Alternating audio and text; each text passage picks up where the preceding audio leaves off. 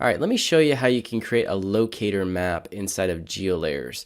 So I have this Bing aerial profile and I'm going to turn off the imagery, and I went ahead and added this solid color on the background here. And I need to create two map comps here. So I'm going to have a close-up of New England here, and then I'm going to have a little locator map that shows where in the United States New England is located. I need a New England close-up map comp, and then I need my locator map comp, which is going to be a US wide view. So I'm going to create a new map comp and I'll call it US wide locator.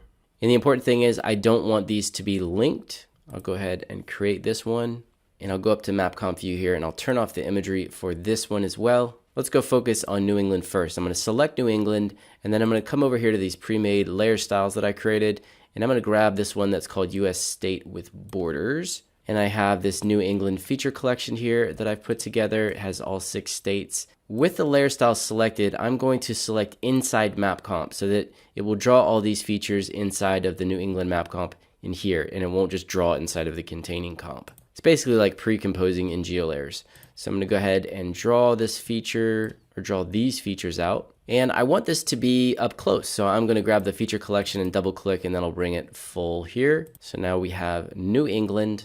And I'm going to turn off the visibility of this one, and now I will switch the map comp to US wide locator map, and I'm going to switch the layer style over here to just this solid color. And I don't have a feature for United States, so I'm going to search it. I'm going to search United States and download this feature here.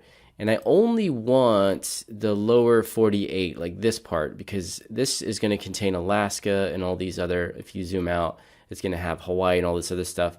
So to separate these out, I can click split feature, and that's going to split all the individual polygons. So you have all kinds of different stuff, like all these islands. And so I'm going to go to the top here, and this first feature is the lower 48. And now with this selected, it still has inside map comp. It'll draw it inside this US wide locator, draw feature. Now I have this one, and I'm going to maybe turn the opacity down. So I'm going to open up this map comp, and let's say bring the opacity back down to 25, perhaps. All right, very cool. Now I've got these two separate map compositions. I'm going to focus on the wide locator first. What I want to do here is I have another feature collection right here. It's all these New England states merged into one individual polygon. So I'm going to use this to draw out New England as a little bit of a darker shade on the United States here. So it still has inside map comp selected, and I have the US wide locator. So now if I draw this out, it should draw it directly in this map composition, which it looked like it did. Yes, indeed it did. So now I've got to start a little locator map here. I'm going to turn New England back on, and then I'm going to grab US wide locator, and I want to scale it down, but I want to scale it down so that it's perfectly in this bottom right corner. To do this, I need to make sure that I have the US wide locator map comp selected, and now I'm going to reposition the US right here in the map preview area. So I'm going to bring it down here a little bit, and then I'll zoom it down a little bit like this until I get it the size that I want, something like this. And now the reason I'm positioning it like this using the geolayers panel is because later on I might want to apply a scale bar. And if I resize the actual map composition here, the pre-comp, it's going to mess up the actual scale bar and it won't be accurate. So it's important to keep that in mind. All right, that's looking like a good position. Now I need to create a little border stroke element to separate these two maps. So I'll go grab the rectangle tool, and I have the stroke selected with no fill, and the stroke is set to about 30 pixels wide. So now if I just double click this, it's going to give me a new element that's perfectly the size of my composition. I'll call this locator border. And I'm going to go grab the anchor point tool and position my anchor point in the very bottom corner. Hold control and it'll snap. And now I'm going to grab the top left here and scale it down like this. Now, another really cool feature inside of geolayers is the ability to actually draw the map comp view and display it in my locator map. So let me show you what I'm talking about. I can go over here and I can click run script file, and it says right here draw map comp view. And then it's going to ask me, please select a map comp to draw another's view on. So which map comp do I want to draw the map comp view on? So I want to draw it on my wide locator map. And then it says select a map comp whose view that will be drawn. So we obviously want New England, our main composition here. And now it automatically draws this little rectangle here, which is cool. And you can see down here the new shape layer, view of map comp New England. And what's so incredibly cool about this is that now if I go back to my New England map comp and I make any changes to the view, it's going to automatically update with this little rectangle here. So if I have animations moving, this is going to automatically animate, which is incredibly cool. Now watch even what happens if I make big pitch and bearing changes. That will also be reflected in the view as well. I love this feature so much.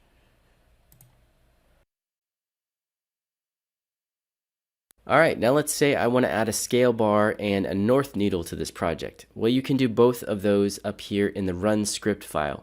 So if you click on here, you'll notice down here you have scale bar. When you click on this, you need to specify which particular comp you want the scale bar to be referencing. So I'm going to choose New England, and then it brings up this little dialog box to ask you where on screen do you want to place your scale bar. I want to place it over here on the left, so I'm going to click left. And that's automatically going to draw out our shape element as well as the text element, and it automatically makes them black. So I want to recolor this and make some adjustments here. So I'm going to zoom in and see what we got going on.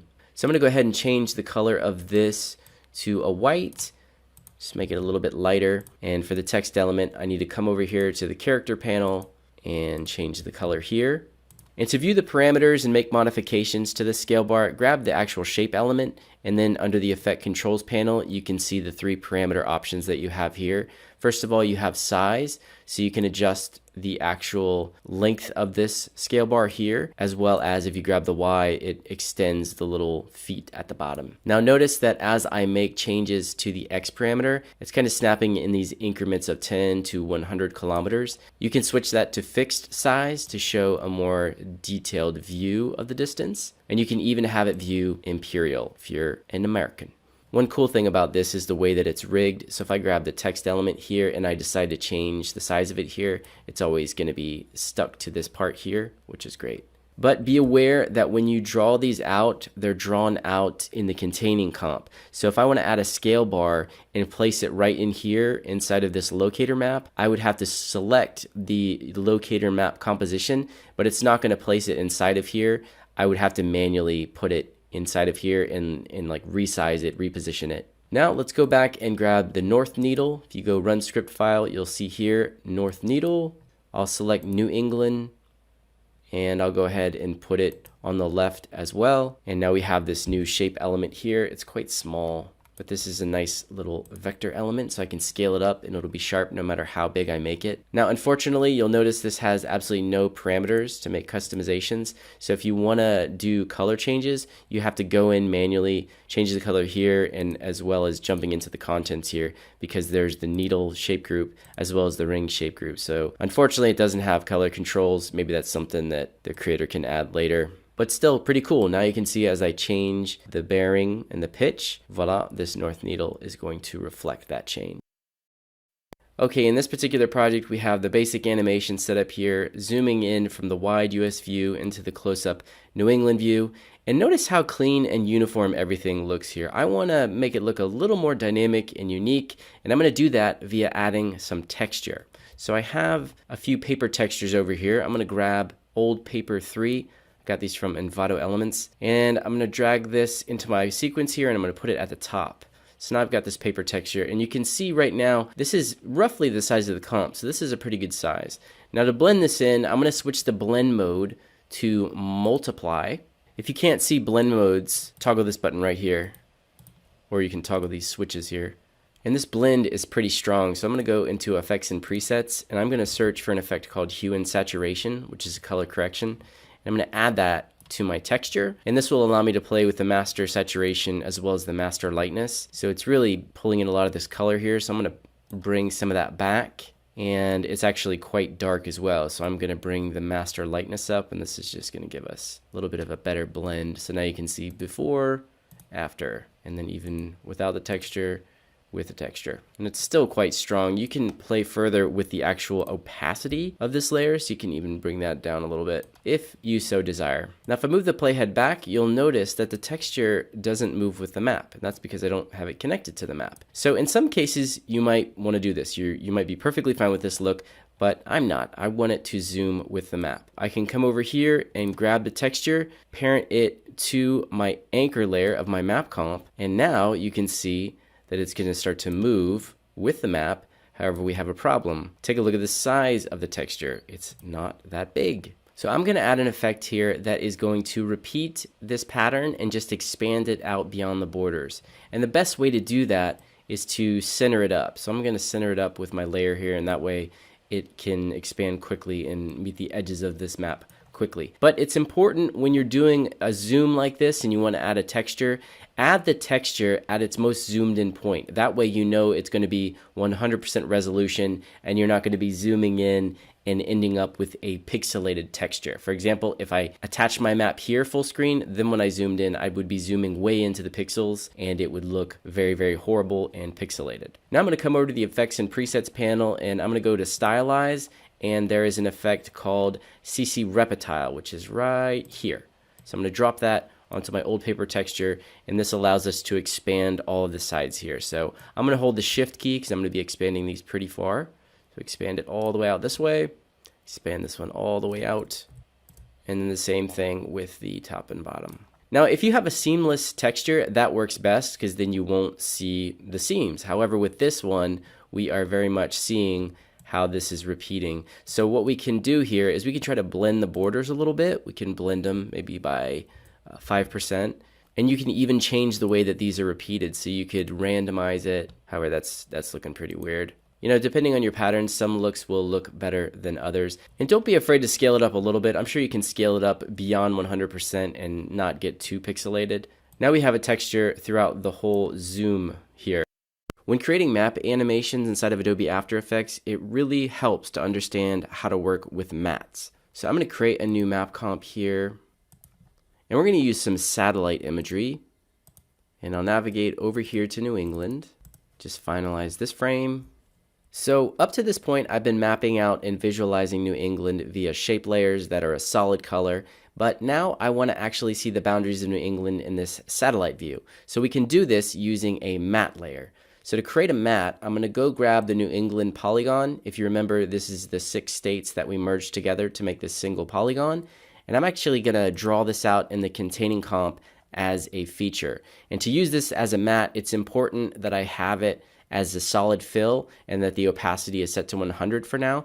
The color doesn't really matter, and that's because we're going to be using this as an alpha matte. Now there's 2 types of mattes that you can use. You have an alpha matte and you have a luma matte. The alpha matte is going to be using transparency from the alpha, which is the transparency. If I toggle transparency here and solo this layer, you can see all of this is transparency over here. If I'm using this as a luma matte, I would want it to be either white or black or some value in between those two. Luma means luminance, so it's going to pull that transparency information from there.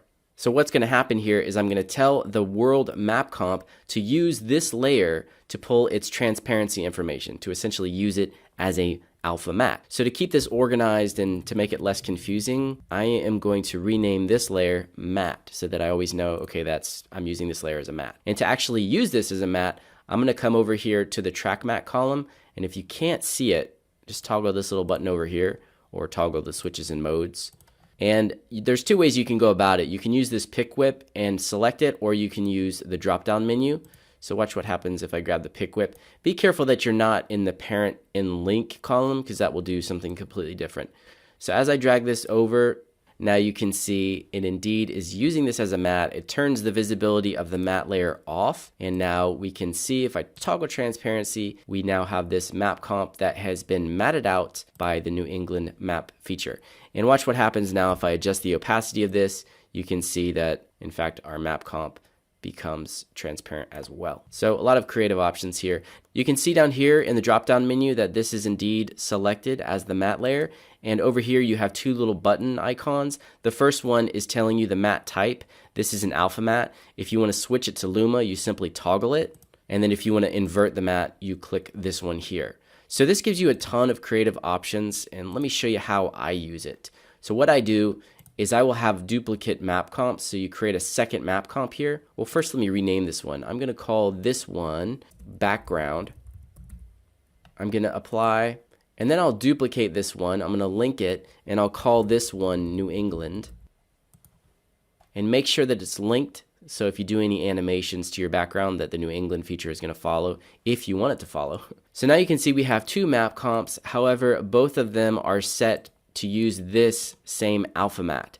So what I can do here, if I solo this background layer and I invert the matte, you can now see I have the background information. So perhaps you want to flip it here and still have transparency where New England is, or if you just turn the matte off altogether, then you're going to have a nice clean plate solid background. And what this is going to allow you to do, if you use your imagination, I can now go grab the opacity of my background, and if I start to bring it down and toggle transparency here, you can see that now it's calling attention to New England, which is very cool. And now I can do whatever I want to this background. So if I go to Window and select Effects and Presets, I can go over and grab Hue Saturation, drop it on here. So if I want to desaturate my background, I can do that. If I want to bring the brightness down or brightness up or possibly colorize it, I like to blur the backgrounds occasionally. It helps bring attention to your foreground. So this is really a great way to bring attention to your map features and helps you do really complex composites. I like to use adjustment layers to quickly stylize my maps. They're really great because they allow you to add effects to multiple layers at the same time. So let me show you how they work here. First, I'm going to select my timeline down here, and then I'm going to go up to Layer and select New Adjustment Layer. Now the way these work is that if you apply an effect to your adjustment layer, it is going to be applied to everything underneath it. So if I drag it down here, it will only be applied to these layers and nothing above it. With this at the top, I'm going to use this to add some more texture here. I want to add some noise as well as a vignette to help add a little bit of a gradient here so that New England is just slightly brighter than the rest of the map, and then we have some fall off. So I'm going to go to Window and open up the Effects and Presets panel, and then I can search for a vignette. And right here under Stylize, you can see CC Vignette. I'll drag this and drop it directly over here. And you can move the center of the vignette via these controls here. It's the X and Y, allows you to control the center, or you can simply click on this little button, which is going to give you crosshairs, and then I can put it right over New England. And then I can adjust the amount as well as the angle of view. So maybe something like that. And now I can also add just some noise here to give it a little bit of texture and help avoid any banding when I render this out, any banding on the vignette. So you see I have CC Vignette here, and I also have noise. I actually created an animation preset called Noisy Vignette. And if you go here to Animation Presets, go to Image Creative, you'll find Noisy Vignette down here. So if I just go ahead and delete both of these and then double click this, you'll see it's the same type of thing. And now I can bring this back here, and I think we had this at 40 and 60. I use this effect all the time. And I'll rename this adjustment layer Noisy Vignette. So it's a really quick overlay that we created here. So there you go, before, after. And now this animates into New England, so I probably want to keyframe the center to have it more centered up at the end of the animation. Now let's say we're focusing on the state of Maine. Another way that I could use adjustment layers is to help call out Maine. So I'm going to come down here. You can actually right click in the timeline and go New Adjustment Layer. Now again, this affects all the layers beneath it, so I'm going to grab it and put it just beneath Maine, make sure Maine is above it. And now with this one, I'm going to search for Hue and Saturation, which is a color correction. I'll drop that here. And now watch what happens if I start to bring the saturation down. You'll notice that only Maine is retaining its color here. And then I could even bring the brightness down if we want to, go crazy with it. In fact, I could dissolve this all the way out, so we're just on Maine, and then we could have some infographics pop up for Maine. So as you can see, adjustment layers are great for making style changes to a bunch of layers at the same time. I mean, just imagine if I added this hue saturation to all these individual layers, and then I was trying to control them and make tweaks. It would just be incredibly tedious, especially if I wanted to animate it a little bit. There's a really cool way to draw shapes directly on your map, and even if you have an existing map animation, you'll still be able to draw them directly on there, and it'll automatically snap to the pitch and the bearing and the position of your map as you draw it on. And the way you do this is you come over here and click on Create Shape Layer to draw on. You click on this and it adds this shape layer, and it's important that we keep this shape layer selected. And then I'm going to go grab the Pen tool, and I'm going to draw a path. So I'm going to turn the fill off, and then I'm going to turn the stroke on. And let's say I want to draw this path going around Africa. So we're going over here, and then I'm just going to start to draw out this path here. We're going to go around and then over toward India. And now you can see if I reset the rotation of this map, it's automatically going to follow it. So if I turn the pitch this way, it's great. If I decide to zoom out, it's great. Now let's say I want this path to be an arrow. If you've ever tried to create an arrow where the arrowhead automatically orients along the path, you know how difficult and how much of a headache that workflow can be. Well, geolayers actually has a draw arrow feature right here. So I'm going to turn off this original hand-drawn path that I did, and I'm going to come over here and click draw arrow. And as soon as you click it, it creates a new shape layer called arrow, and there's a little point here. And the way this works is as I start to draw out, it will create an arrow path. But this is our starting point. So I'm going to put the starting point up here near Portugal. And now I'm going to start to draw this same path. And you can see as I'm drawing it out, this is indeed an arrow. And you're going to notice it's not that standard white color that we had before. And when you draw arrows, they actually pull the color from the layer style that you have selected. So now we have this arrow, and if you look over here in the effect controls panel, there are a ton of different parameters. And if I hit the U key, you can see there's an actual animation to this arrow. So the arrow actually animates on. It's very, very quick. So I can pull this end keyframe out. Now check this out. And as with the create shape layer to draw on, this arrow is automatically going to stick in 3D space. I don't have to worry about attaching it or setting any 3D buttons or doing anything like that. That's pretty incredible, the number of customization options you have here. You can trim the start position, you could offset it, so you could do a really cool like looping animation of just arrows continuously moving along this path. You can change the head size of the arrow, can taper it.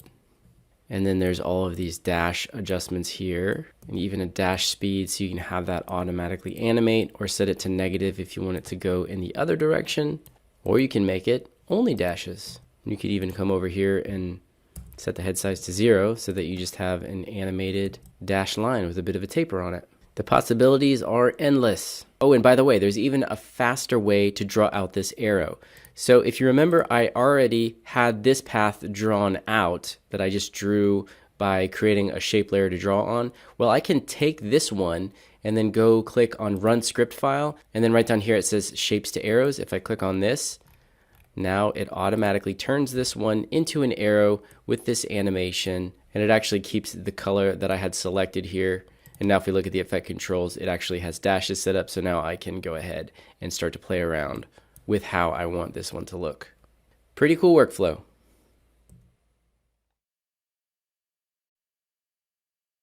There are so many times in map animation projects where I need to georeference existing maps. This can be simply to dissolve between these maps and animate them, or it can be used to trace specific elements such as historical borders or routes. This is a perfect example right here. I have this existing map of Africa. This is the Scramble for Africa.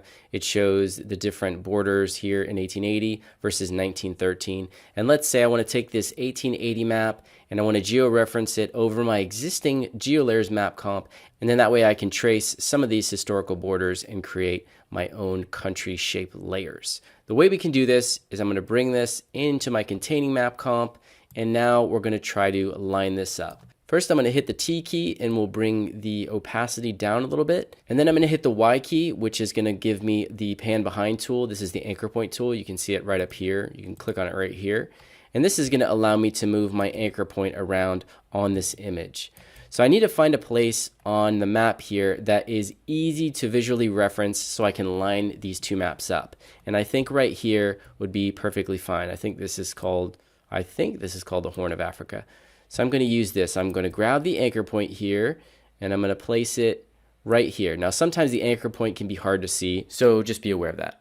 Now the anchor point's in place. I'm going to switch to the selection tool by hitting the V key, and then I'm going to move the image over and try to line it up. Now the reason I move the anchor point here is so that when we scale and rotate, it's going to do all of those parameter changes from the anchor point, and that way I know that this will always stick and this will be kind of the origin point that I don't want to move. Now I'm going to hold Shift and hit S to bring up the scale parameter, and I can see that I need to scale this up. Now as you scale, if you hold shift, it's going to scale really fast. If you hold control, it's going to scale really slow and fine tune. So I'm going to kind of try to rough it in here, and then I'm going to zoom in over on this side, and now I will hold control and try to like rough it in here. You can see the rotation is a little off. Now if I zoom back out, you can see as I toggle this on and off, or as I turn the opacity down and back up, that it's not perfect. In fact, the borders are a little too far up on the top here. You can see they're a little too high. This isn't lining up, and this isn't lining up down here. So what we need to do now is use the puppet tool to really distort this to get it in place. However, first I want to attach this to my map. So to do that, I'm going to grab the parent pick whip and attach it to the map comp anchor. And now I'm going to go over and grab the puppet position tool. And the first puppet pin I want to add is over here on the Horn of Africa. So we'll just pin it right here, and that's going to add an effect called puppet. And now I can just start to go around the edge here and start to pin these and watch what happens. I'm going to, let's do one pin over here, and then after I add the pin, if I move over it, you see I can now reposition it. So I'm just going to move that over like this, and now I'll kind of go around quickly, and I'm going to start to line all these edges up. I'm going to speed this up and time lapse it so you don't have to watch me do this in real time. Now how detailed you want to get here will really depend on the type of project you're working on. If you're just doing a rough outline, you might not need to get too crazy. In other cases, you might need to spend a lot of time on this. And one thing that I need to be careful with is if I'm tracing some of the countries in the interior here, you can see how far off, even if I get all these edges lined up very well, things in the middle might be so distorted that it might be a bad idea. But here you can see the lake, and I'll line this lake up. Just get it as best as you can. I'm going to also set this to 3D, so now it will change the pitch as well. And I'm going to go back and grab the opacity. Let's bring the opacity up. And actually, I want to crop out this other map. So with this selected, I'll go grab the rectangle tool here, and I'm just going to mask out this part right here. And now if I toggle this on and off, you can see we've got it nice and roughed in. Now again, I'm just going to be using this as a reference to draw out some of these shapes, but if you can imagine, if you go grab some beautiful maps from the David Rumsey collection and you don't have to distort them too much and you georeference them here, you can get some really beautiful animations where you can dissolve between historical maps, and it's a lot of fun. You just got to make sure it's high enough resolution to give you some nice clean pixels. Now you can see if I move this around, we now have this map, and it is indeed georeferenced. Very cool. Alright, so I've got this arrow animating around Africa. Now I want to show you a few different ways you can use shadows to give this a little bit more depth. So I'm going to go to Window and open up the Effects and Presets panel. And just so you can clearly see what's going on, I am going to add hue and saturation to the map comp. And then I'm going to turn the saturation down, and I'll turn the lightness up, so our shadow is going to clearly stand out against this dark ocean. Now I'll go grab the arrow, and I'm going to search here in Effects and Presets for the drop shadow effect, and then I will add this to the arrow. And I'm going to go grab all of these arrow parameters and close them so we can just take a look at the drop shadow. So you can play with the color of the shadow as well as the opacity and direction, and I'm going to start to bump up distance so we can actually see where this shadow is located, and then bump up the softness. So this is a really simple way to add more depth and make this element pop off the map. However, if I decide to fly down here and really look at this from a different pitch here, and I start to change the bearing, the 3D effect doesn't really look as good. Another way to give this more realistic depth, I am going to delete this drop shadow, and now I'm going to duplicate the arrow, and I'll call this one arrow shadow, and I'm going to move it underneath this arrow, and then I'll go back to Effects and Presets, add this shadow, and I'm going to set the distance of this one to 0, and we'll bump up the softness a little bit, and then I'm going to click shadow only. So now if I turn off the arrow, you can see we have this shadow layer here. So all I need to do now is grab the arrow, and with it selected, I'm going to go grab the Z position right here and just start to pull it up. And then you can pull it up as far as you want. And then come back and tweak the shadow. Let's bump the softness up a lot higher. Maybe like 100. And now if you grab both of them and hit the U key, you can see there's keyframes here. So what I like to do just to keep it easier, for example, if I want to change the trim duration here, if I want to mess with these keyframes at all, I don't want to have to mess with them both at the same time. So I property pick whip this one to my main arrow. And then I'll go ahead and delete these. So now when you make adjustments to this one, the shadow will follow. And now when I pivot around, we're getting a much better 3D looking effect than just having the single drop shadow on the flat layer.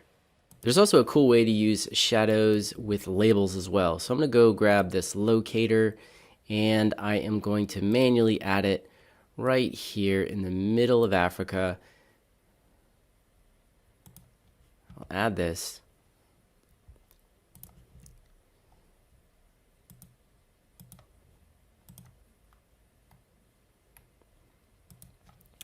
And to make this a true 3D, I'm going to set, and now to make this 3D, I'm going to turn the 3D switch on, and I'm going to say rotate with map. That'll put it flat with the map. Now, if I want to rotate it and have it sticking up off the mat, I go to rotation, and then I set the X rotation to 90, and now you can see we have this little map. Now it's cool, it's like a little 3D marker. However, without a shadow, it just looks quite flat. So to give it some more definition and depth and make it look like 3D, what I like to do is duplicate the layer and then set this rotation to 0. And now I'll call this one shadow, and then I'll come grab this drop shadow effect, add it to this one, and then once again select shadow only. And to position this, you can adjust the Z rotation to kind of pivot it to wherever you want. And then even if you want to play with the size of it here, you can squish it and squeeze it to make it look more like a little shadow here. And then let's bump up the softness. And now when I fly around it, you can see we've got a little bit of a shadow effect going on there. I want to talk about one other thing that's important to understand when working with drop shadow effects. So over here in this project file, this was for the tutorial about how to use mats. And if you remember this, we're isolating New England via the shape layer mat here, and then trying to get it to stand out against this background layer. So this would be the perfect opportunity to use the drop shadow, right? So I could apply it to this New England layer here. I can go search drop shadow again, drop it on New England, and you'll notice that nothing is happening here. So even if I crank the distance way up and the opacity, you're going to notice that we can't see anything. There's no shadow on here. So if I do shadow only, you can indeed see that there is a shadow here, but it's not going past the boundaries of the border here. And that's because we're using this mat. So in this case, we want to use layer styles instead of effects. So layer styles are things that you can apply to layers, and they're rendered at a later time. So they'll be rendered out after the mat is applied, whereas this effect is being applied before. So it's being cropped out by the mat. So I'm going to delete this, and now with this selected, I'm going to go to Layer, Layer Styles, and select Drop Shadow. That's going to add this down here. And now if I start to crank out the distance of this, you'll start to see, yes indeed, now we have a shadow. The controls of this layer style drop shadow are a little bit different. There's a blend mode here. You have a size control instead of its softness. So just be aware if you're working with a lot of mats that you need to become familiar with layer styles, and layer styles are very, very cool. In fact, if you go up here and look at all of your options when it comes to layer styles, you have a ton of different customization options, and you can go really, really wild when you're stylizing these. And when you learn how to use them in conjunction with effects, well, then you're an After Effects expert. But it's important to understand that this all has to do with render order. So if something's not working with effects, you can give it a go with layer styles. Let's take a look at how we can add feature properties to a map feature.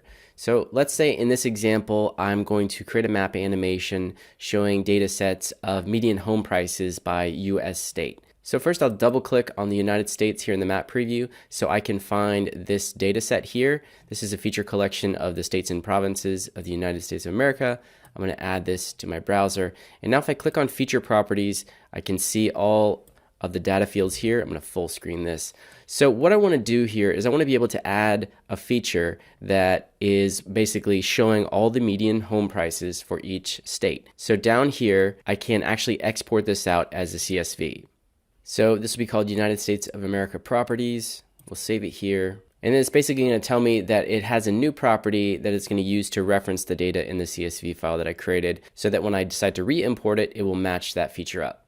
Okay, so now I have two browsers opened up with Google Sheets. On the right, I'm going to go File, Import, and I'm going to upload the file that I just exported from geolayers. And now I can see I have all these columns that were available inside of geolayers, and here is the geolayers match property. I'm going to create a new column over here, and I'm going to call it median home prices. And I found this data for 2023 over here at worldpopulationreview.com. It shows me a list here, which I can download as a CSV, which is what I will do. And now I will come back over here, and on the left, I'm going to go ahead and import that into this browser. Okay, so now I've got these two data sets side by side. On the right, we have geolayers. On the left, we have the World Population Review data set. And if you look over here, this data set is already sorted by the price of the median value of these homes from high to low. So what I want to do here is first I'm going to grab this first row. We're going to go to View, Freeze One Row, and I'm going to do the same thing over here. View, Freeze One Row. And now I'm actually going to sort this alphabetically by the name of the state. I'm going to go grab the name English because the match property has numbers here. So we're going to sort this here. And now I can just simply copy all of these figures in the median value column, come over here and paste them. And you want to pay attention as you copy these because this is actually showing District of Columbia here, where this is just simply written out as Washington. So I want to make sure that I don't get things mixed up here. Now I'll rename this USA median home price by state. Now I can go to File, Download as CSV. And now we come back over here into geolayers with this same feature collection still selected. We go to Feature Properties, and then at the bottom you can see just under Export we have Import Properties from CSV. I'm going to import this new data set. And then it says right here, select the match property to merge your CSV data into the feature collection. You'll need to select a property which will be used to find the referencing feature in the feature collection, and it created this match property. So go ahead and select that. Click Got It, and make sure you click Apply. And at the very bottom here, we now have median home prices, and it shows us the range because we have the whole collection selected. But if I go to Apply, open this up, now we can go to just one, Idaho, search the feature properties, and we can see the median home price, $235,000. And now we're ready to make an animation. So you can actually create and customize your own map tile sets using Mapbox Studio. So let's break this down step by step because it does take a few steps to get these into geolayers. First, if you don't already have an account, go ahead and get that set up. And then once you're logged in, go over here to create a map in Studio. And then under Styles, click on this New Style button. This is going to show you a couple of pre-existing templates from which you can choose, or you can start from scratch here. You can also upload any existing styles you might have. I'm going to go with Outdoors. We'll go ahead and click Customize. This brings you to the editor here, which is incredibly cool. There's so many things you can customize here. Basically any kind of parameter you think about that you want to customize, it's available here. So I can go and look at the various components here. You can dive down on a layer basis and take a look at all the individual assets. But I'm just going to create a base map real fast. Let's say that I don't want to have any labels. So I'll go through here. I'm going to turn off the visibility of all of these except for land and water and terrain. So I don't want any of these labels. Get rid of the road network, transit. So there we already have this really cool outdoors base map going right here. But let's say we're working on some kind of documentary where we want to show what the Earth looks like after hundreds of years of climate change. Or let's say we're working on some Star Wars thing where we want to show an ice planet. There's a section down here where you can customize both the colors and the typography. So let's say I want to come down to green space. We can quickly shift the color of this.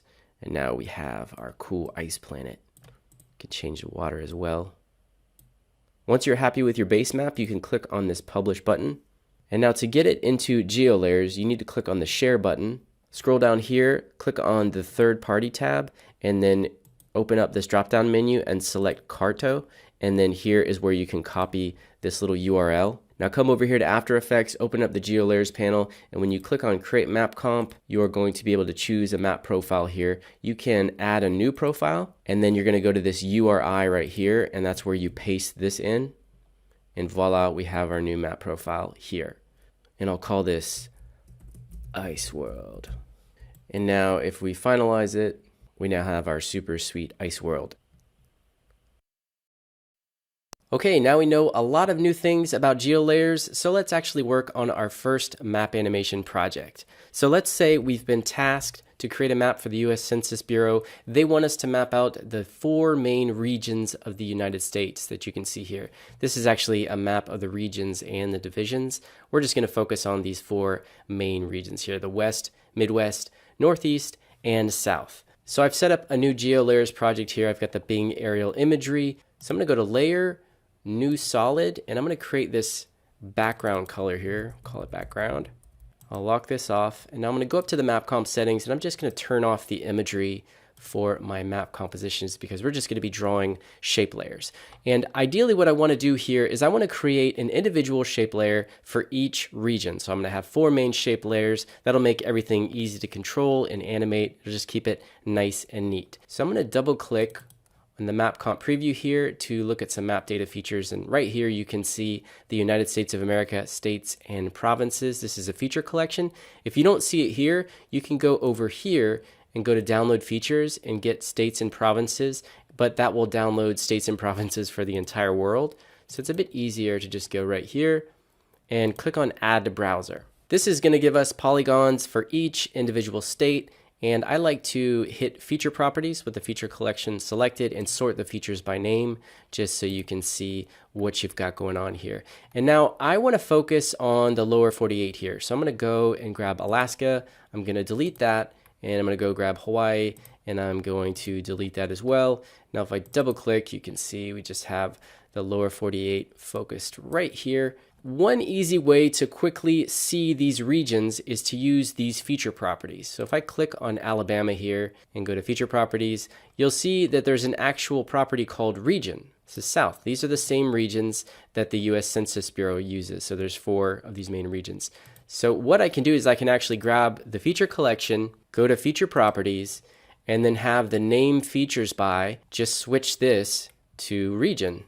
And when I click apply, now you can see these have all been renamed, and indeed these are the 4 main regions. So now I want to draw these out as shape layers. So I want to make sure that I have the right layer style selected. I have color 2, but I want to adjust these parameters because these are very important. So I'm going to be grabbing multiple features here, so I do not want them to draw out as individual layers. So I'm going to select that to turn it off. I'm going to turn off auto stroke width and simplify geometry. I could set that to current zoom. I think that'll be fine. If it's not detailed enough, I can always come back and redraw these as max zoom.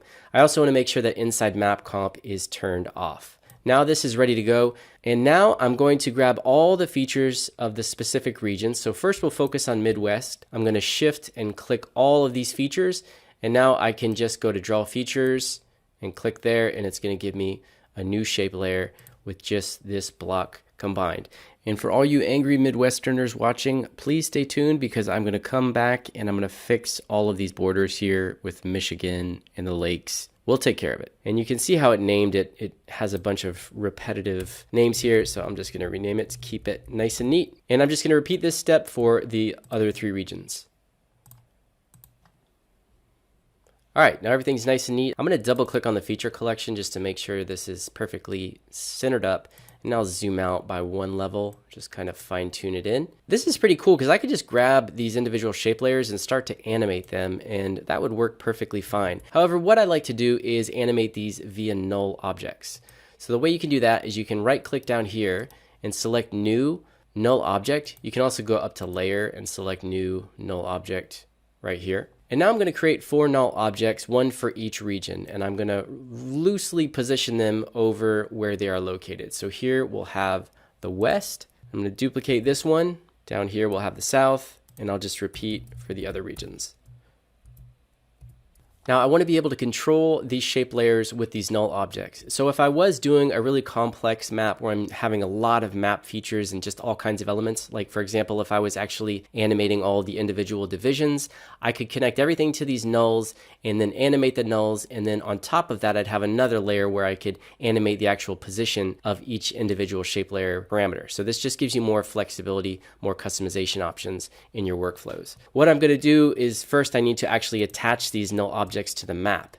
So a quick way to do that is to just parent these to your anchor, your map comp anchor, right down here, regions of the United States anchor, and then switch them to 3D. Now if I pivot my map around and move it, these null objects are going to follow along. So I'll reset the rotation here.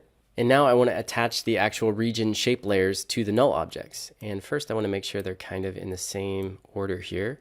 And now I'll just attach them. So west goes to west, south to south, northeast to northeast. And I'm going to actually lock all four of these shape layers so that I can easily and quickly grab these null objects without accidentally grabbing those shape layers. So I want to create a looping animation here, something pretty simple. Let's say that I want the regions to kind of split apart, hold for a few seconds, and then come back together, and then that can easily loop. We'll also have some text elements animate on as they split apart. What we can do is go grab all of the null objects, hit P for position, and then we're going to add a keyframe right here. Now I'll bring the playhead over here to the 1 second mark, and I can start to reposition these. Now to be a little bit accurate, I can go down here and turn on the grid. Let's go grab the northeast, and I'm going to hold shift and we'll move it directly right. And I'm going to take a look at the edge of my shape here and just kind of loosely look at how far on the grid I'm going. So I'm going about 1 block there. And now I'm going to repeat this. Now we'll go down to south, move the Midwest up, and move the west, west. All right, now I'll turn off this pesky grid, and I'm going to come in here and just grab all these keyframes, and we'll ease these in. And then I'll grab all the first keyframes, and we'll ease those out. And now one quick way to make this loop is to simply grab the keyframes, copy, and then paste them. Now I'll do that for all of these. Copy, paste, copy, paste. And now I'm going to grab all of these keyframes for every individual null object, right click, and then go to Keyframe Assistant, Time Reverse Keyframes. And now I'm going to bring my work area to right about 6 seconds, and then I can position these keyframes to have them animate out so that we have a little bit of time to where it stays. And now my preview is just going to loop here. So we have it come out like this, holds for a few seconds, and then comes back together. Now again, what's so cool about this workflow is that I can add other features and just attach them to these null objects. I don't have to copy and paste a bunch of keyframes. For example, if I keyframed all of these individual shape layers, I might have to copy and paste them or worry about just dealing with a bunch of unnecessary keyframes. So that's the beauty of null objects. And again, if I was animating individual divisions of these regions and having those split apart, it would be much easier to do that using these null objects. Now what I'm going to do is I want to have the borders of the states, because right now it's looking pretty flat. A quick way to do this is to just grab all of these shapes and then hold Control or Command and hit D to duplicate, and then make sure that all of those layers are still selected, and then go and change the layer style. I'm going to go grab this color 3 line, which is the same color as the background, and now I'm going to hit the swap button. So it'll swap this shape layer out. Whoop, and it actually looks like I grabbed the wrong color. So I'm going to go back here, and I think it's this color. Then we could swap these out again. And what's cool about this workflow, again, I duplicated these, so the duplicates are going to stay connected to those null objects. So now all of these strokes are going to follow along with those regions. And if I want to keep things neat, I'm going to come down here and rename these layers. We'll call them West State Borders. And I'll repeat it for all these regions here. This really helps your workflow, because later on if you're coming around here and you want to quickly swap out a border or a fill, you're going to know which is which. All right, it's time to add some text to this map. So I'm going to go click the type tool here, and I'm going to type something in directly over the Midwest. There we go, label that. I'll kind of loosely position this, and I'm going to set this to maybe 90%, and I will bring the opacity of this down to maybe 65. And now I'll duplicate and just create labels for the others. All right, now I think it would be cool to have an animation where when this splits apart, it kind of zooms out to reveal these text elements. So what I'm going to do is I want to attach these to the map as well. So I'm going to full screen this just so I can see it. I'm going to attach it to the map comp anchor and set it to 3D in case we want to do any bearing or pitched maneuvers. And for the map comp view, what I'm going to do is I am going to go back to the geolayers panel and I am going to keyframe this. And we'll add a keyframe, let's do it at the 2-second mark here. So this will be the end, and I want this to animate from 1 to 2 seconds. Let's see if we can zoom in on it. Okay, perfect. So I zoom in on it here. This will be our starting position. And I can't see any of the text just yet, but if I move the northeast over a little bit more. So now how this will look is these are going to spread apart first, and then we'll have this zoom out like this. Now I want to start to tweak some of these animations. So I'm going to go grab all these keyframes and we're going to go to the graph editor and then make sure that you have speed graph selected if you're a real gangsta. If you like value graph, that's cool. Too many speed graph haters. I'm going to mess with the influence of our final keyframe here just so that it, has a little bit more of a kick on and then zooms out. And we're going to do the same thing with the zoom here for the map comp view. We're going to grab all of these, which it should only be the zoom, and we'll grab a zoom and just make sure that that kind of punches on as well. And now it's just a matter of timing this in, make those movements overlap a little bit. I'm going to reposition northeast so that it is a little bit closer in. Now it's just tweaking the timing and the position of these keyframes. I'm going to copy these and then paste them over here so everything is loop-tastic. And I'm going to bring these keyframes closer in right about here. And now grab all of them and we go to Animation, Keyframe Assistant, select Time Reverse Keyframes. And now if we play this back, we should have a little bit of a loop. Okay, cool. Now I'm going to come back up here and just kind of reposition some of these text elements. In fact, I think I'm going to have them, instead of just appearing on, I'm going to have them actually dissolve on. So I'm going to turn 3D off because these widgets are really annoying me. Bring northeast right here, midwest down here. I kind of want to offset some of these because they look a little too symmetrical. All right, perfect. And they're looking a little too big too. Maybe I could bring these down to like 75 or something. And I'm going to go to Window, Effects and Presets and use my favorite Fade In animation preset. I'll select all the text elements, double click, and now I can go to where I want these to trim on because now some of these are definitely going to be in frame for the beginning. So I want to make sure that these all come on right about here maybe, and then they will also fade out right as the map view animates back on this way. So I'm holding Alt and using right and left brackets to trim these. So now let's have a look at this animation.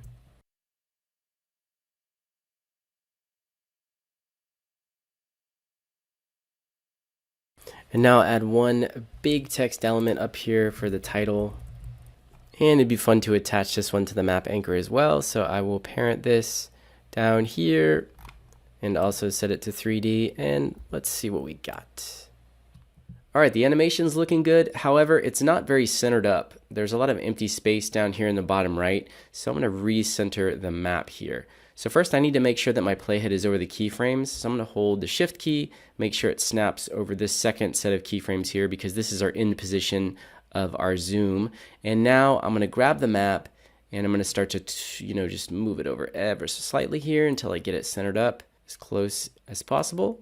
And I'm going to need to zoom it in a little bit using the slider bar here because I don't want to zoom it in really far. Okay, that's looking pretty good. Now I can simply grab all 5 of these keyframes, hold Control, hit C to copy, and then come over here, move the playhead over here, and paste them. Now be aware that when you copy and paste keyframes, it can cause a lot of weird issues, so just pay attention. Make sure your playhead is directly over the keyframes, otherwise you're gonna possibly paste duplicates. Also, you can accidentally copy and paste the effects, which can be a totally different nightmare. Now we can have a look at this and see if it worked. We might need to come back into the graph editor and just make sure that we still have our moves with our speed graph here. And it looks like our speed graph got changed a little bit because we pasted those keyframes. So when you copy and paste keyframes like this, it can change the velocity and the influence parameters. All right, I'm getting close. Everything's looking pretty good. However, I still have some pretty big issues with this map. And if I full screen it, you can really see what's going on here. If we look at the Midwest and Northeast region, you can really tell what's going on specifically here with Michigan. This is not actually what Michigan looks like. So it's giving me like the administrative borders and not the actual land borders where it borders the Great Lakes. So I need to clean up this area. And if you come down here and look at Maryland and Delaware, you can see that the overall coastline of the entire country is just not looking very pretty. And this has to do with these thick stroke elements that are lining the edges. So I'm going to need to clean these up as well. I mean, look at Louisiana, Texas, and Florida. Not looking too great. So first we're going to focus on the Midwest here. So to clean this up, what I'm going to do is I'm going to go grab the Great Lakes as a polygon feature and then subtract them from these features, and I'll probably have to redraw them. The way we do this is I can come over here and go add features to browser, download features, and there's actually a data set for lakes. So I'm going to download lakes. This will give us all the lakes in the world. So I'm going to search for one of the Great Lakes so I can see it here. Grab it, go to feature properties, and then right here you can see this property called name_alt. This is Great Lakes. So this is going to allow me to search all of the Great Lakes or filter them out. So if you click on the feature property, it'll actually copy it, and then I can go back here, paste that in, and then hit equals and type out the exact spelling of Great Lakes, and it's going to give me all of the Great Lakes. So I'm going to grab all of these elements here. I'm going to merge them into a new polygon feature, which is right here. I'm going to drag this out of my lakes folder, delete all these other lakes. Okay, so now I have just the Great Lakes. I'll click on feature properties to quickly rename it. Call it the Great Lakes. Apply. And I'm going to come back into my United States area here, and I'm going to grab all of the Midwest polygons again. Hold shift, so now I have all the Midwest, and I'm going to merge these features together. And the reason I want to merge all these together is so I can subtract the lakes from them. Now I'll go to feature properties. We'll call it the Midwest. I'm going to do it in all caps so I can keep it separate from all the other features here. I'm going to drag it out of this feature collection. And now the way you subtract features is you grab two polygons and the bottom one will be subtracted from the top one. So this is perfectly fine. I'm going to grab the Midwest, hold control and grab the Great Lakes. And now I can click on this little subtract lower feature button. And now this gives me a nice and clean Midwest. So I can draw this out again. I'm going to go back to layer styles, grab color 2, and make sure that all these parameters are how I want them to be, which they look good. I want to bring my playhead to the beginning before the animation goes here, and now I'm going to draw this feature out.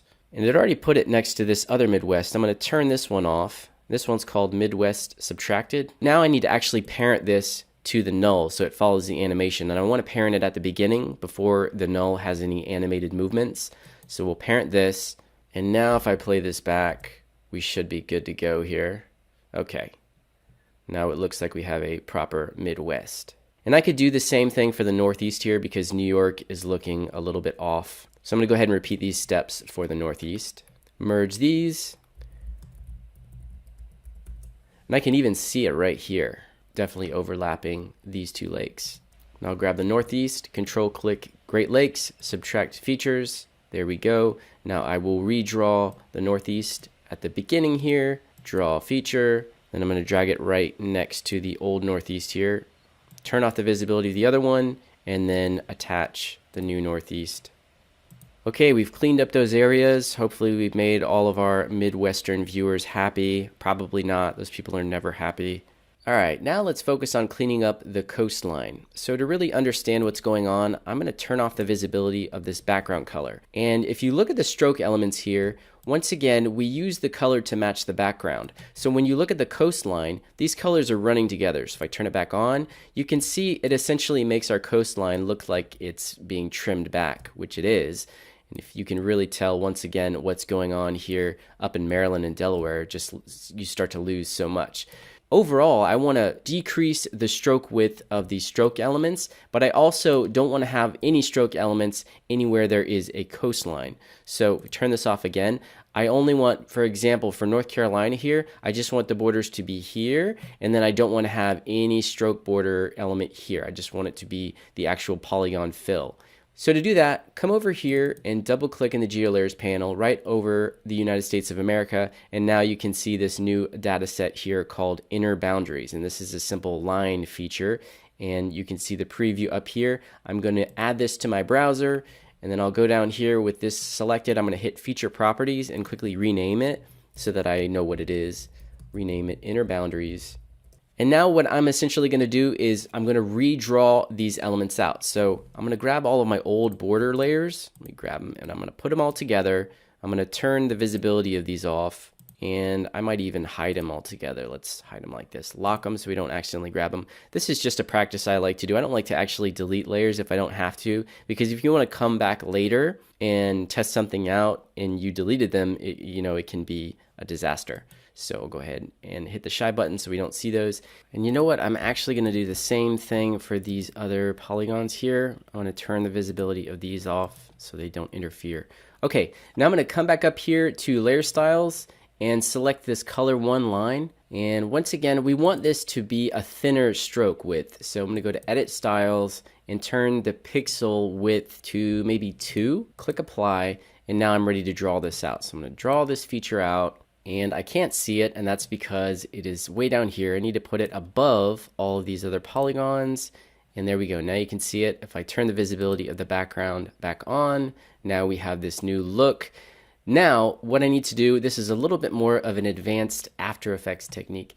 I need to be able to split this into 4 different copies and have them masked out to match those corresponding polygons of those regions. The way we do this is first, let's focus on the West.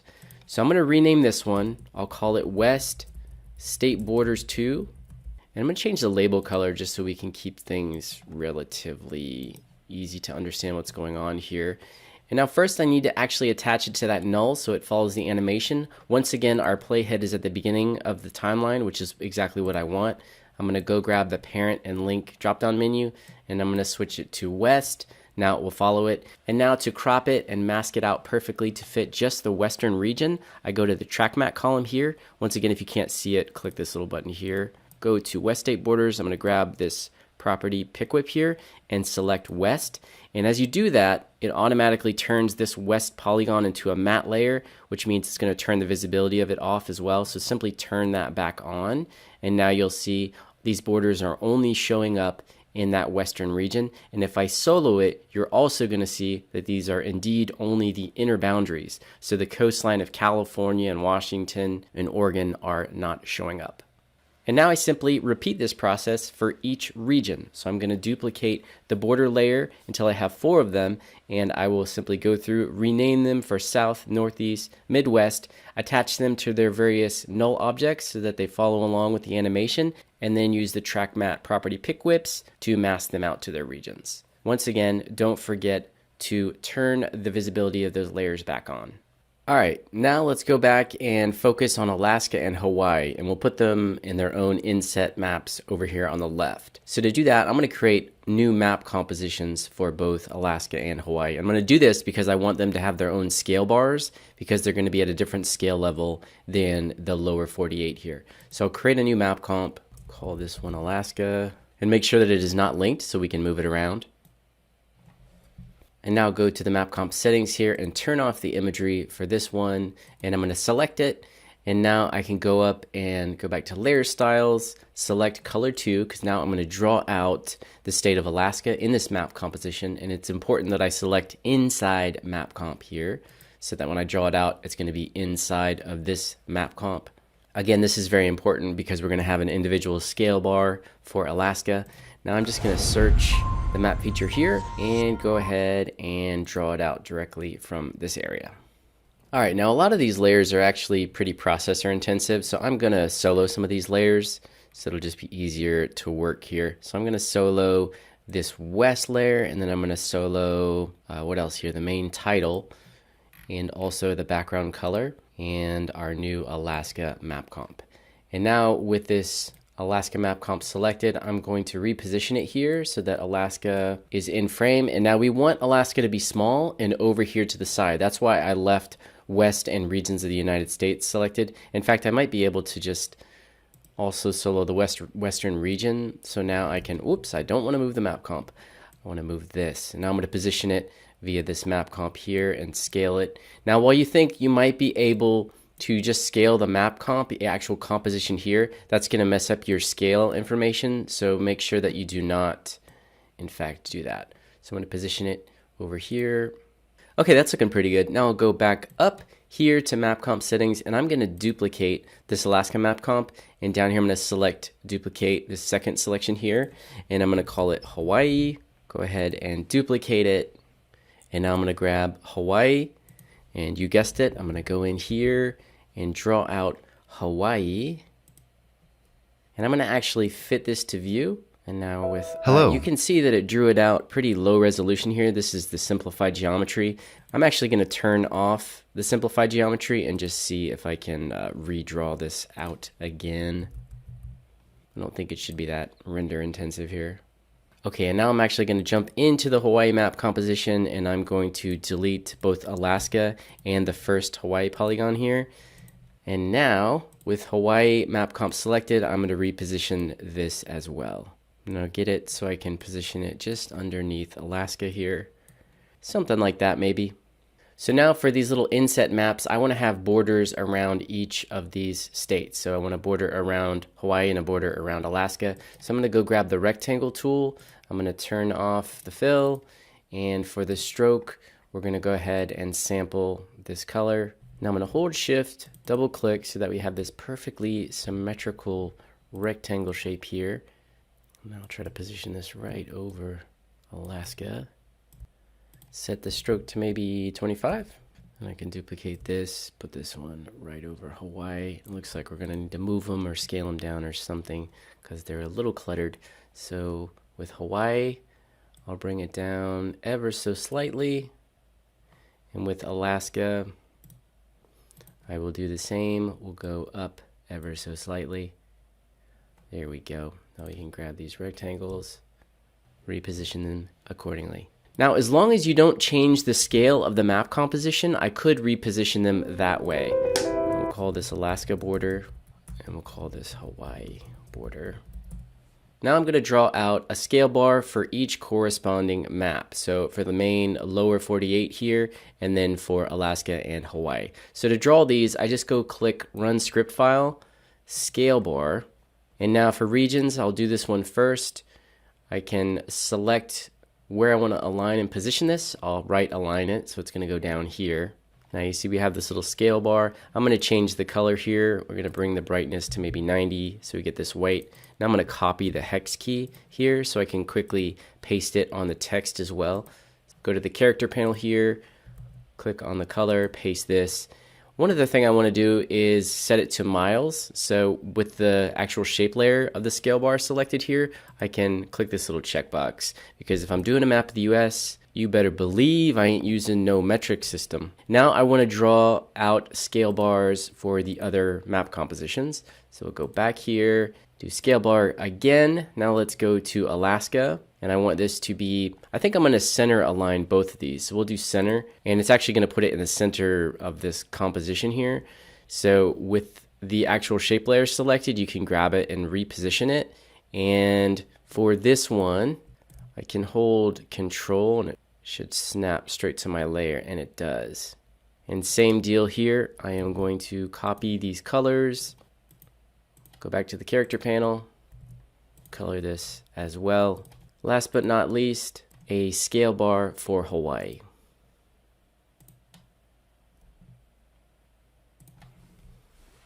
Once again, make sure to set these all to Imperial by going to the Effect Controls panel for each of these shape elements here. And now actually I'm going to grab all of these and let's set the opacity down to 75 as well. Try to match that look, the other text elements. I think the last step here is to just connect all of this to the actual anchor so that as the map moves, it will move as well.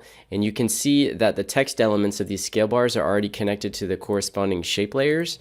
So we don't want to mess with that. So we're going to go ahead and just grab the shape layers here and then also our map comps and connect all these. And this should work. Let's just take a quick look. Okay, it's working. Oh yeah, and you know what? I should probably go change this main title. So I'm going to solo this one And I'll just call it census regions of the United States. Now let's render this out. There you have it, the final map animation. Hopefully those Midwesterners are happy. Once again, I highly doubt that.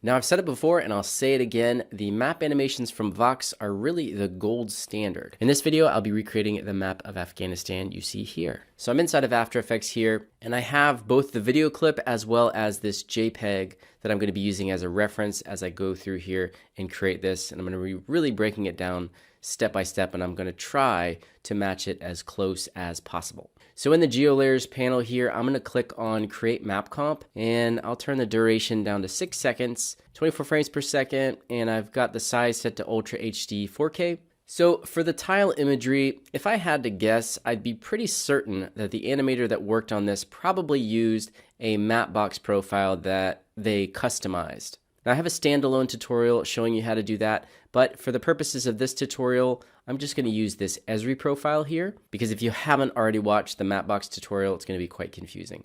So I've selected the profile, and I'm going to click on it again, which is going to allow me to change the style here. And I'm going to switch the category here to World Shaded Relief. Click Apply, and then I will create, this is going to get my project all set up. Now we're creating a map of Afghanistan, so I'm going to go over here to the search, and I'm going to look for Afghanistan, and I'll just add this to the browser. And now if I double click it, it's going to snap my map directly here, perfectly frame it up. Now I'm going to hold the Control key, Command on Mac, click Finalize, and now we're going to take a look at this hill shade. Let me drag the video clip here, and I'm going to put it on top, and now we'll just quickly toggle the visibility of this. One thing that's kind of bugging me is this imagery has a little bit of a pinkish or reddish tint to it. So I'm going to go to Window and select Effects and Presets. And now I'm going to search for an effect called Lumetri. That's going to give me this Lumetri color effect, which is under color correction. And I'm just going to drop this on the world map comp. Now, if you look over here, you can open up curves. And what I want to play with is the hue and saturation curves. So this is hue versus saturation. What this is going to allow me to do, it's going to allow me to select a hue, and then I can adjust the saturation of that hue. So there's a little selector here. So I can select this right here, and now you can see it adds 3 points here. If you grab the middle point and hold shift, and now you start to drag it down, you can see if you go up, it's going to add saturation, and if you go down, it's going to desaturate. And that's what I want to do. I just want to desaturate it. And I don't know if you can tell the difference there, but this is before and this is after. Now, if you take a look at the reference here, we have the country standing out against the background. We have a darker background here, and then we have a little bit of what looks like a black, very, very thin stroke as the border. So I think the best way to go about this is to break this into 2 separate layers. So I want to have a background layer, and then I want to have this foreground layer. So I need hill shade for both of them. So the best way that I think we can do this is to go ahead and duplicate this map comp. So if you go over to the geolayers panel, I can click on this little button here. That's going to take me to the map comp view. And I'm going to hit this little button here that says duplicate. And you want to duplicate the world map comp. Don't duplicate the containing comp, because that's going to, create a whole new sequence. We just want to duplicate this comp that's inside of our containing comp. And make sure that you have link views selected. And now I will call this one, we're going to call it Afghanistan map comp. Again, make sure link view is on. That way, if we do any animation to our original comp, that one will stick. And now you can see this is linked via this little line here. And if I actually close that, it'll close. And over here, we now have this Afghanistan map comp, which is placed on top. I'm just going to bring it underneath our reference here. So even if I turn the visibility of this one off, you'll see that nothing's different here. These are exactly the same. So now I want to isolate the country. And I can do that by creating a mat. And we're going to use the mat to tell this layer, like, hey, here's where you can take transparency information from. So I'm going to grab the Afghanistan map feature here in the geolayers panel, and I have this white label color selected. It doesn't really matter what color you select as long as it's a solid fill, because I'm going to be using this to create, I'm basically going to be using this as an alpha mat. And now I will click draw features. Before I do that, I'm just going to look at the settings here. So we have current zoom set up. I might want to switch that to max zoom. Just make sure you don't have inside map comp selected. Now I'll go down here, click draw feature, and it actually drew it underneath our Afghanistan map comp. I'm going to drag it up above, and there we go. Now we have Afghanistan. So to keep things organized, I'm going to hit enter, grab this layer, hit enter, and rename it matte Afghanistan, just so we know, hey, this is a matte layer. That's what we're using it for. And now to actually use this as an alpha matte, I'm going to grab the Afghanistan map comp. Make sure you don't accidentally grab the anchor layer, because then you'll be like, what the heck did I do? So in fact, you can grab the anchors, and if you want, you can turn the visibility of those off and then hit the shy button and they'll go away. Sometimes you need them, so just hit shy again to see them. To select that as the track matte, you need to go to the track matte column. If you can't see it, toggle this little button over here. And if you still can't see it, toggle switches and modes. And now with the Afghanistan map comp selected, grab this little pick whip and then select matte Afghanistan. And now you'll see in this little drop-down menu, it's telling us this is the layer that it's using. Over here, it's using it as an alpha matte. You can actually toggle it to be a luma matte, which is going to read white and black values and all the gray tones in between, but we don't want to do that. You can also invert it. It looks like nothing changed. However, if I turn off the bottom world map comp, check it out. So now we have this isolated, and now we have a background. What does that mean? Well, now that means I can come to my world map comp, I can grab the opacity, and I can start to turn the brightness of it down. Now, this might not be the best way to go about it. I might instead just want to bring down the exposure, and I can actually do that because I already have the Lumetri color effect on here. I'm going to go ahead and grab all these other effects and just close them so we can look at Lumetri or Lumetri. And then go to basic correction, grab the exposure here, and I'll set it to something like -2. There we go. Now let me look at the reference here, and then ours, reference, ours. Now let's draw out this little border, this little black thin border. I'm going to switch the layer style here. We'll go and grab this line, and I want to make sure that it's set to auto stroke width. I think I do. We'll take a look. And with Afghanistan still selected, I'm going to draw out the feature. And now we have this border. I'm going to click on this, rename it. We'll call it border Afghanistan. And maybe we can turn the opacity of this down or set a blend mode or something. Maybe bring the opacity down to 65. Now let's focus on the label here. Let's say I want to use a similar looking font. Well, if you're ever curious about a specific font, you can use this website called whatfontis.com. It allows you to upload a reference image, which is what I'm going to do now. And then you can isolate the area where the text is located and help it really figure out what it's saying. And you can actually filter those out by free options, which you can then download. Okay, I've downloaded it. Now I'm going to go ahead and install it by right-clicking, install. I might need to restart After Effects. No, I don't. I'm going to select this. Okay, so the font's here. Now I'm going to go grab the text tool, and I'm going to go ahead and type out Afghanistan. I'll center this up. And now with this reference here, it looks like we have, it's definitely some kind of blend going on. So I'm going to change the color here. We'll set it down here to maybe 10%. And now to just toggle between blend modes, you can hold the shift key and hit plus. It allows you to really quickly just check out a couple of different options. Hard light looks quite similar, and now I can just turn this down. Let's turn it down to 75. And I am going to squash it a little bit. All right, so now I got this label. Now I want to attach it to the map. As always, there are a few different ways that you can do this. I'm going to use the pin tool, which is right up here. So with this text layer selected, I just hit pin selected layer to map, and now it will move with the map. And I can also set it to scale with the map and also rotate with the map. It's just important that I switch the layer to a 3D layer to make sure that it will actually do that. And now if I change the pitch and the bearing, you'll see my label will in fact move with the map. Now there's this little star where Kabul is located. So I'm going to go grab the geodata for Kabul, and I'll go ahead and add that to the browser so I can now use this. However, I'm not going to use the label feature here. What I'm going to do is I'm going to manually go over here to the shape layer tool, and I'm going to select star, and then for the fill color, I'll just go ahead and sample. I'm going to grab the color picker here and sample this color. And now to draw out a star, I can click and drag, or I can just double click and it's going to give me a big star the size of the comp here. Now just scale this down. Now I could manually take this and try to position it over Kabul, or I can be smart and use the geodata. So let me turn off the reference here. And with this shape layer selected, I'm going to grab Kabul, and then I'm going to hit pin layer to feature right here, and that will automatically geocode it and put it right where Kabul is located. Woo! And once again, this is Communist Afghan Government. So I'm going to rename this layer Communist Afghan Government. And then maybe at the beginning I could just put star. Okay, I'm going to go grab the text tool again, and we're going to switch this to something else. Let's say intermedium. And then I'll come right over here and we'll type out Communist Afghan Government. Okay, so I don't know the specific font that they used here, so I'm going to take another screenshot and I'm going to come back to this website, upload it, and then figure out which one it is. Now I can grab this, download it, install it, and as you can see, I'm speeding up what I did here because I don't want this tutorial to be 2 hours in length.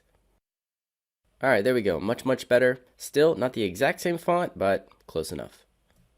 And now you'll notice there's these orange rectangles behind. So I'm going to grab the color picker again, and I'm going to grab this orange. And with this selected, we'll just draw out a quick rectangle here. And then I'll draw out another rectangle here. I'm going to bring the text above. And now we'll take this text and we're going to, I'll actually just use the color picker for this one as well to try to hone it in. Boy, their font is so much better looking than mine. And since I drew these out manually, I'm going to grab them both, right click and do transform, center anchor point, and layer content because their anchor points are probably somewhere way off in the distance. And now we can grab both of them and connect them to the text. For now, when we animate it, we'll do something a little different. However, for now, this is all looking good. Now we'll bring this down. I'm going to turn off the reference again, and we're going to bring this down over here. And you know what? Let's do this down and dirty. I'm actually just going to pre-comp this. To pre-comp, use keyboard shortcut Control-Shift-C or go to Layer Pre-Compose. And we'll call this text. And now I'm going to open up this text pre-comp and make sure that everything is centered up. I'm going to go to Window Align and use the Align panel to put everything in the middle of the comp. And the reason I wanted to center that up in the pre-comp is because now when I scale it down, I have that anchor point right in the middle. And of course, we need to attach it. So I will come back and pin it to the map. Scale with map, rotate with map, and switch it to 3D. And again, let's move our reference to the top because it keeps getting pushed down. All right, now let's focus on recreating these two little tank icons here. Now the way I'm going to be doing this is I'm going to be using this tank graphic element that I got over here at Envato Elements. And I know this is a premium resource. However, there are a ton of free assets available. If you want to check out websites like icons8.com or Icon Finder over here, I did a search for tank. And you can see right here, I have some really cool options like this side view is a really cool detailed view. In Envato Elements, you can do a search for 3D elements and then pick a specific angle and then download it as a PSD and use this in conjunction with the shadows here. It's really cool.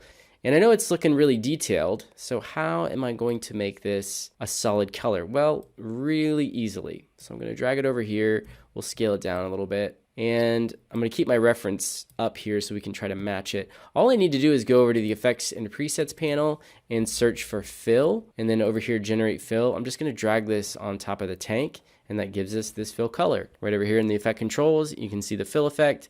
I'm going to grab the color picker, pick that orange color again, and now I am going to hit R for rotation. We'll rotate it around, something like that. Now this tank is looking a lot longer than the other one, so one thing that I could do is I'm going to grab the anchor point. You grab this anchor point tool right here, and I'm going to drag it back here along the layer. If you want it to snap to the layer, hold the Control key. I'm going to put it right back here, and I'm going to hit S for scale. And I'm going to turn off constrained proportions, and now I'm going to scale it along the Y so that it'll scale just the Y-axis, basically the length and not the width. And if nobody saw it before I scaled it, they won't know any better. Haha. And now I will reactivate constrained proportions, and now I can actually scale it down. And if we put it right over this tank, let's see if we can get it in there. All right, now let's turn off the reference. Okay, cool. Now Control D to duplicate, bring this over here and rotate this one as well. All right, here's the reference and here's mine. So you can see I definitely need to resize some of these assets. First of all, we'll grab this text. And to actually reposition it, I could go ahead and unpin it and turn 3D off. And that's a quick way to just like reposition it down here, scale it down maybe to like 45, maybe even 40. And now we'll pin it again, switch it to 3D, scale with map, rotate with map. And now I want to attach these tanks to the map. I'm actually just going to parent these, and I don't have my anchor, so I'm going to unshy these layers, and I'm going to parent them to the world map comp anchor, set them to 3D. There we go. All right, now I'm ready to animate. So I want to go look at the reference clip here. If you watch this, you can see that there's really 4 animations taking place here. So at first we have the fly-in, it's the map comp view animation, zooming in. Then we have this star animate on, and it's doing like a scale rotation animation there. And then we have the text reveal here. It's being revealed by its background rectangles. And then at the end, we have this ellipse that's essentially like an ellipse with just a stroke element that's really, really wide. And it's scaling up here, and it's beautifully matted out by the country borders, and it's fading out slowly. What I would first do here is I would use markers to help time this out. So we want the map zoom in to be 2 seconds. So I'm going to hit the little marker button over here, comp marker. And then with this selected, I'm going to hold Alt and then drag it out to the 2-second mark. Now I can double click it and we'll label this fly in.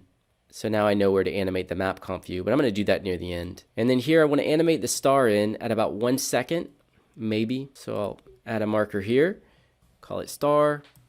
Now I can go ahead and let's try to animate this star real quick. So down here we have the star. I'm going to grab S for scale, hold shift and hit R for rotation so we can see both of these parameters. And I'll bring my playhead to the end here. We obviously want it to end its animation here. So this is the final position we want for scale and rotation. Then I can bring it back here to the beginning, bring it way down to like -100. Let's just see how much that rotates. Okay, that's looking good. And then we'll scale it naturally from 0. And now we can grab both intro keyframes, ease them out, and then grab both of these and not do that. Right click, keyframe assistant, ease in. Okay, and now I can grab both of them here and select the graph editor with this graph editor button here and just switch over to the speed graph. I know that's going to make a lot of you cringe, but hey, deal with it. Now I'm going to grab both of the end keyframes here and then grab this little thing right here, and then holding shift, which is very important, I'm going to change the influence here, turn the graph editor off, and I'm just going to bring the end keyframes a little bit further. Okay, and then just after this we have our text animation, so I'll add a little marker here and call it text reveal.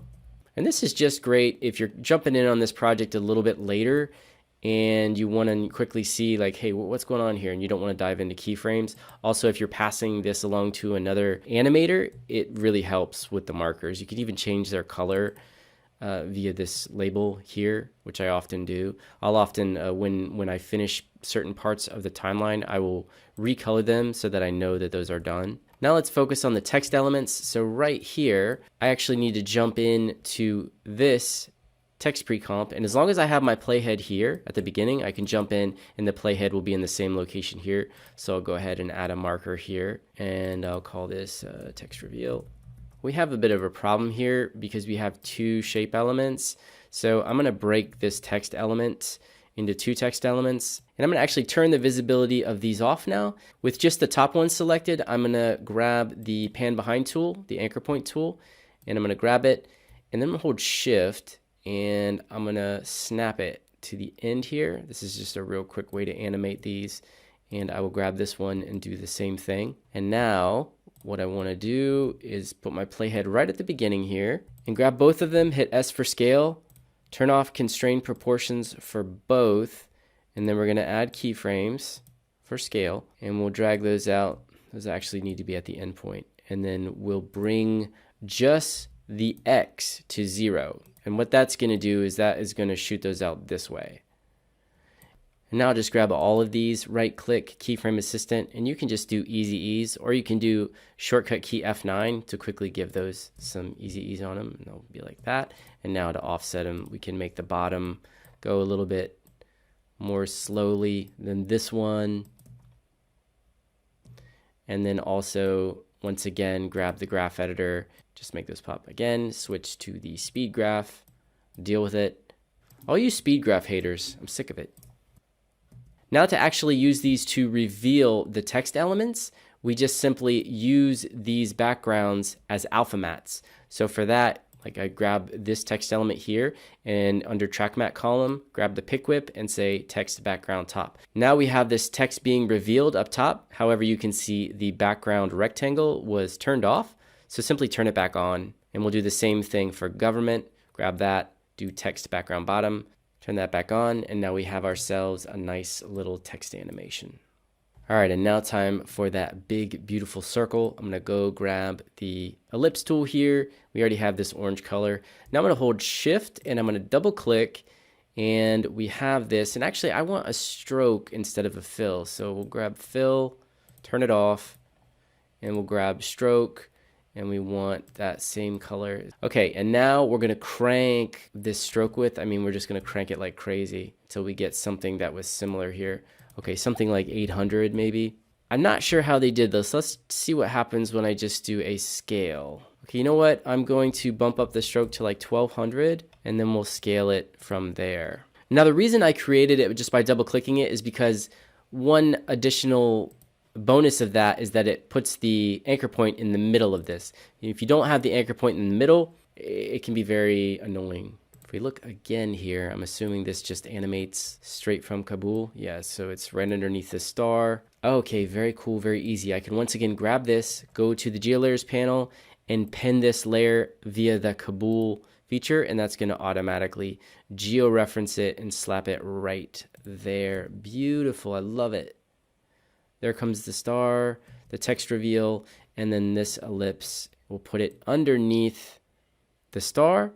And now really quickly, I'm going to speed this up, but I'm going to keyframe both the scale and the opacity here of the ellipse. So we'll have it scale up, and then we'll have the opacity drop down. So we have a little bit of a scale and an opacity animation going down here. So I'm going to go from maybe 50% opacity to 0, and we're going to scale up like this. And now to get that beautiful matte, all we have to do is grab the track matte and select Afghanistan once again, the shape element, which is where it is. Here it is, matte Afghanistan, and boom. It's also important that we attach this. Okay, I'm going to attach this to the map as well. Attach it here, toggle switches, set it to 3D. Last but not least, I want to animate that zoom in. So I'm going to bring my playhead to the beginning here, and I remember that I want to have a zoom in or a fly in to be 2 seconds in length. So I'm going to zoom out here. And then right here, I will go ahead and grab Afghanistan, and I'm going to click on Fit View to Feature, and then I can say Animate View to Feature, and I want it to take 2 seconds, create animation, and that should automatically add the keyframes to my world map comp here.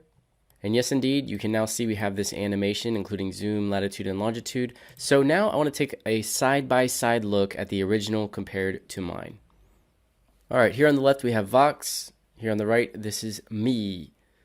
So I would say not a bad first go at it. It's quite close, but you can see some subtle differences, and this is the point where I really come through and revise. You're making small tweaks to all kinds of different things to make it just the way you want it. So if we really compare and we're really trying to match it, at the beginning here, the label Afghanistan animates on screen, has this typewriter effect here. Watch at the beginning here. Also, the map view zoom from Vox is much snappier. You can see it starts off slow, kicks in, and then slows down, whereas mine, the ease is much more subtle, so we can fix that with the speed graph or value graph of that. There's some size differences with the labels here, and then the big thing that I'm noticing is the ellipse at the end. The colors are very different, and they're using some type of blend mode here that is blending very nicely with the text, whereas mine is not. And that's one thing that's really hard to figure out what they did here, is to try to take a look and see which particular blend mode they used. I don't know blend modes well enough to be able to spot that out. They also have the USSR up here labeled. I'll save that for a completely different tutorial, because pulling historical borders of countries, that's a whole nother ball game. All right, let's get back in here and try to quickly make some of these revisions. First, we'll do the Afghanistan text here. I'm going to solo this, and I just want to do some kind of typewriter effect as it animates on. So we'll go to Effects and Presets, and there happen to be a number of animation presets, and in fact, there's a new one from my buddy Jake Bartlett, this blinking cursor typewriter. So this is an animation in animation preset. I'm going to drop this here and make sure you be aware of where your playhead is located because it's going to paste some keyframes.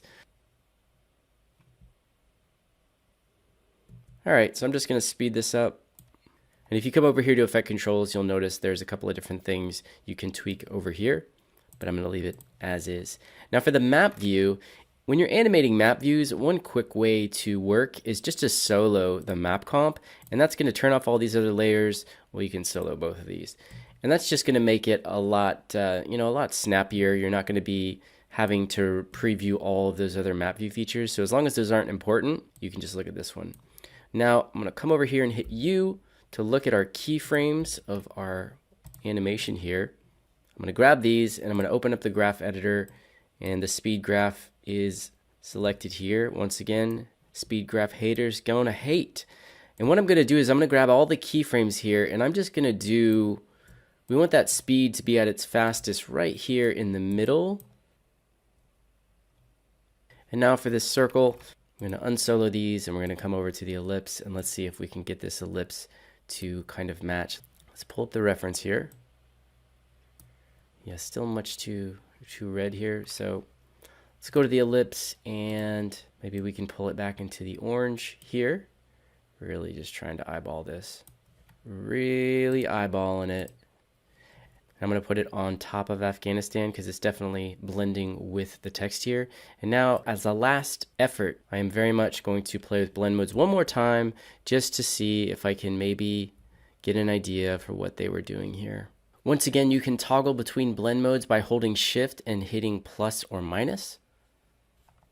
Okay, I think I got it. It's an overlay that is at a 75% opacity maybe. I'm just going to say yes. So I'm going to grab these keyframes again, and instead of going from 50, we're going to go from 75, and then it's going to remain 75 until we get to about right here, and then it will animate down from 75. So, all right, let's render it out and see what we got. All right, there you have it. How to make a map like Vox. Still could do a little tweaking, but pretty close.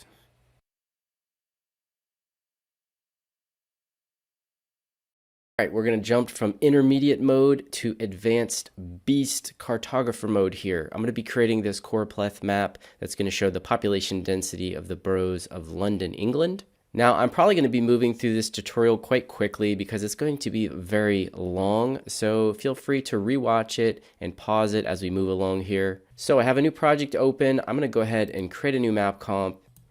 Imagery doesn't really matter because I'm going to be turning this off, and I'm going to create all my own shape elements and textures. So I'll go up here to the map comp settings and just turn the imagery off here. Now I want to get a data set. So I'm going to go click on this add features to browser. We're going to download features, and I could do states and provinces here, but as you remember, this is going to download the geodata for all of the states and provinces of the world. A much more efficient way to work is to take your map preview and zoom in to the UK over here, double click. That's going to give you access to these data sets directly. I'm going to go download this feature collection from Natural Earth that is the states and provinces of the UK. Just click add to browser. It's going to add it down here. And obviously that is much better than having all of the states and provinces for the entire world. However, I still have the problem of too many data features. So all of these features are simply lumped inside here with my boroughs of London. So how can I just get a feature collection for the boroughs of Greater London? Well, I can actually search it by different feature properties. So I'm going to click in the filter bar here, and I'm going to search for one individual borough, the only one I really can remember by name, which is Croydon. And if I click on it directly and then click on feature properties, down here we have a feature named region, and you can see it says Greater London. And this is a feature I can actually use to filter out just the boroughs of Greater London. So to do that, I come over here to the filter keyword search and I type in that feature property, which is region. I need to make sure that this is typed out exactly as it's written. hit equals, and then type out the actual name here, which is Greater London. And now if I come over here and full screen this, you're going to see that within this feature collection, it has now filtered them all out by just the boroughs. So I can select them all and you can see, there we go. This is what we want. And fun fact, the city of London actually is not a borough. And now with those selected, I'm going to click Add Feature Collection, and you guessed it, I'm going to call it Greater London. Apply. Now we have our new feature collection. So if I open this up, we have all the boroughs. Now I don't like the way these are named, so I can go back with the feature collection selected. I'm going to go to Feature Properties, and I can have it name the features by something else. So I'm going to go down to this right here that says Name. Click Apply, and there we go. Now we have all the proper names. However, they're not alphabetized, so to fix that, go back to Feature Properties, sort features by name. Now they are alphabetized. Okay, to save all that nice data wrangling work we just did, make sure that you add this new feature collection to your favorite features, or that you export it as a proper GeoJSON to your local drive. Now to create this choropleth map, I need population density numbers. Now if you look over here in the feature collection, if we go back to feature properties, there's all kinds of different data here, but we don't actually have population density numbers. So I need to be able to add those fields so that I can create the animations based off of that information. So to be able to do that, I first need to export these as a CSV. So click Export down here. And when I click Save, I get this dialog box that says all features inside this collection have gotten a new property that is going to allow me to reference the data in the CSV file I've just created. So what this allows me to do is when I re-import it with my new properties, it will be able to match up all the existing properties. So over here I found a data set for land area and population density from the Greater London Authority. I'm going to go ahead and download this. Okay, so now I have two windows open here for Google Sheets. On the left, I'm going to go to File, Import, and I'm going to upload that data set from Greater London Authority. Can simply drag it and drop it in here. Import data. Now here we have a bunch of information about this data set, but I'm going to scroll over to the other sheets, and here we have a sheet for boroughs, and now we have all these columns for population density. And this is the one I'm looking for right here. Population per square kilometer, and these are all alphabetical. Now over here on the right, I'm going to File, Import, upload my data set that I exported from geolayers, which is right here. I'll bring this in, import data. And here you can see we have a ton of different columns. This is all the information that we had with our map feature inside of geolayers. So I'm going to try to find a good column here that has the names. So right here, this is where I want to work. And essentially what we're going to do here is create two new columns to add new information to this data set. And then we're going to re-export it and import it into geolayers with that new information. So with this name selected, I'm going to right click and go to Insert Column Right. I'm going to insert two columns actually. This one is going to be called Population Density. And it's important to remember how you spell it out so that you can search it later. And this one I'll call, let's just call it Population Rank, Pop Rank. And I'm going to go to this first row and we're going to go to View, Freeze, One Row. The cool thing about this is these are already alphabetized as well, alphabetized. So I'm going to go over here, and for this column, population per square kilometer, I'm going to go grab this top one. Actually, I'm not going to grab the top one because that's City of London. I'm going to start here. And then if I scroll all the way down, I can go to Westminster, hold Shift to select all of that. Then I'm going to hit Control C to copy, come over here to this sheet, Control V to paste. Now it's pasting the value, so I'm going to undo that. And then I'm going to hold Control Shift Paste. There we go. Now I want to rank these over here. So to do that, I just need to sort this column here, and I'll sort it this way. And now we can see that this is the most densely populated borough of London. So I'll come over here and I'll hit 1. And now all I need to do is go down like this. Okay, now what do I need to hit here for keyboard shortcut? Control Shift. Then I go all the way down to the bottom, and there we go. And just as, and perfect, there are 32. And absolutely perfect because there are indeed 32 boroughs of London. Okay, now we're ready to rock and roll. I'm going to rename this spreadsheet. I'll call it Greater London Population Density. And now I'll go to File, Download as CSV.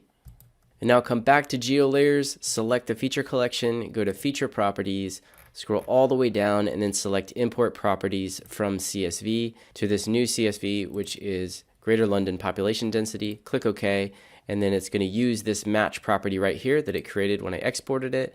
Click got it. And now I have to be sure to actually click apply so that it takes. And now if I go back to feature properties and full screen this, you can see right at the bottom here we have our new properties, population density and population rank. All right, this data set is good to go. Now I want to figure out colors. So I want to create a color palette that has 5 different color values because I'm going to be creating a 5-class choropleth map, meaning there's going to be 5 different colors representing 5 different ranges of quantities. I like to use this website called Adobe Color that allows you to create and browse existing libraries of color palettes. So you can see here there's a ton of different options, and you log in with your Adobe ID, which allows you to sync this up with Adobe After Effects. It's very, very cool. So if you come over here to the Create tab, you can see you can really just customize and create whatever you want. Over here on the left, you have the different color harmony rules that you can quickly swap between. You can set a base color and then just find something that looks good. Down here, you can set the color mode and view all the specifics. Right now, it's set to RGB, which I do not prefer. I'm going to switch this to HSB. HSB stands for hue, saturation, brightness. And I'm going to switch the color harmony rule over to shades because I want shades, which is going to be varying brightness of the same hue. So basically the hue and the saturation are going to be locked together. So as I move this around now, you'll see that only the hue and the saturation values are changing. The brightness values are all staying the same. And this is exactly what I want. So now I want to have different shades or brightness values going from dark over here to the brightest value over here. So I'm going to set a base color over here, and then I will go and just grab the color that I want for my brightest value here, something like this. I actually need to bring the brightness up to 100 here. Now, since this is 5 classes, I want to take the brightness value and divide it by 5. So we have 100 over here. 100 divided by 5 is 20. So I want these to be in increments of 20. And this base one will be at 20, which is perfectly fine. I don't need it to go to 0. I can change it a little bit later if I do want to actually change that. So I'm going to go down here to this one. I'll set this one to 80, this one to 60, this one to 40, and this one to 20. So it's not going to give me like a pure black color, which is what I want. I want it to be different shades of this blue or this teal or coral, whatever you call it. I'm going to call this choropleth blue. And now I will save this. And now over here I have libraries, and right here you can see choropleth blue. And you can also see download as JPEG. Now I don't want to download it as a JPEG, but if I actually select it, I have a few other options, and one of them is download as ASE. This stands for Adobe Swatch Exchange, and that's what I'm going to do. Now we can bring these colors directly into the geolayers panel as layer styles. So you come up here and click on the layer styles little menu up here and go to edit styles, and then you click on this import styles button and simply select that Adobe Swatch Exchange file. And it's going to ask you after that if you want to override the existing layer styles or if you just want to add it to them. So I'm going to add these, and voila, check it out. Now we have these 5 different shades, and it gives it to me as fills, as lines, and also as dots. That is super cool. To make sure these get saved, click apply, and now they are saved out as layer styles. And once again, if I want to export these out, I can just export the styles out there, and that will save out as, I think, a JSON file. Okay, so we've got the data set, we've got the colors. How can we make these two communicate and actually create an animation here? So we do that. You can naturally go up here and you can create a data-driven layer style. So you'd click add style, and then you can come down here and create something this way. But I think a much better way to go about this is to actually go into the data set and you click on feature properties for the feature collection, and then you find that feature property that you want to use, and then directly over here on the right it says create data driven style. Now it looks like these came in as decimal values, which I think is perfectly fine. What I'm going to do now is click on this, and it's asking us what property do you want to drive with this data driven layer style, and we want it to control the fill color. Now it gives us this new layer style here, data-driven layer style, and it says right here, color by feature property, because it activated this cogwheel, and it automatically put in the parameter of, or the feature property of population density. So if I were manually creating this, I would have had to type this in manually. And it gives us these two classes right here. So it's giving us a range between two values. You can naturally just use this if you want and select the two colors. This would give you, I think it's called an unclassed choropleth map. So it's just going from one value to another. But we're going to do a 5-class choropleth map. So I need to have 5 different color values in here. So I'm going to add 3 more.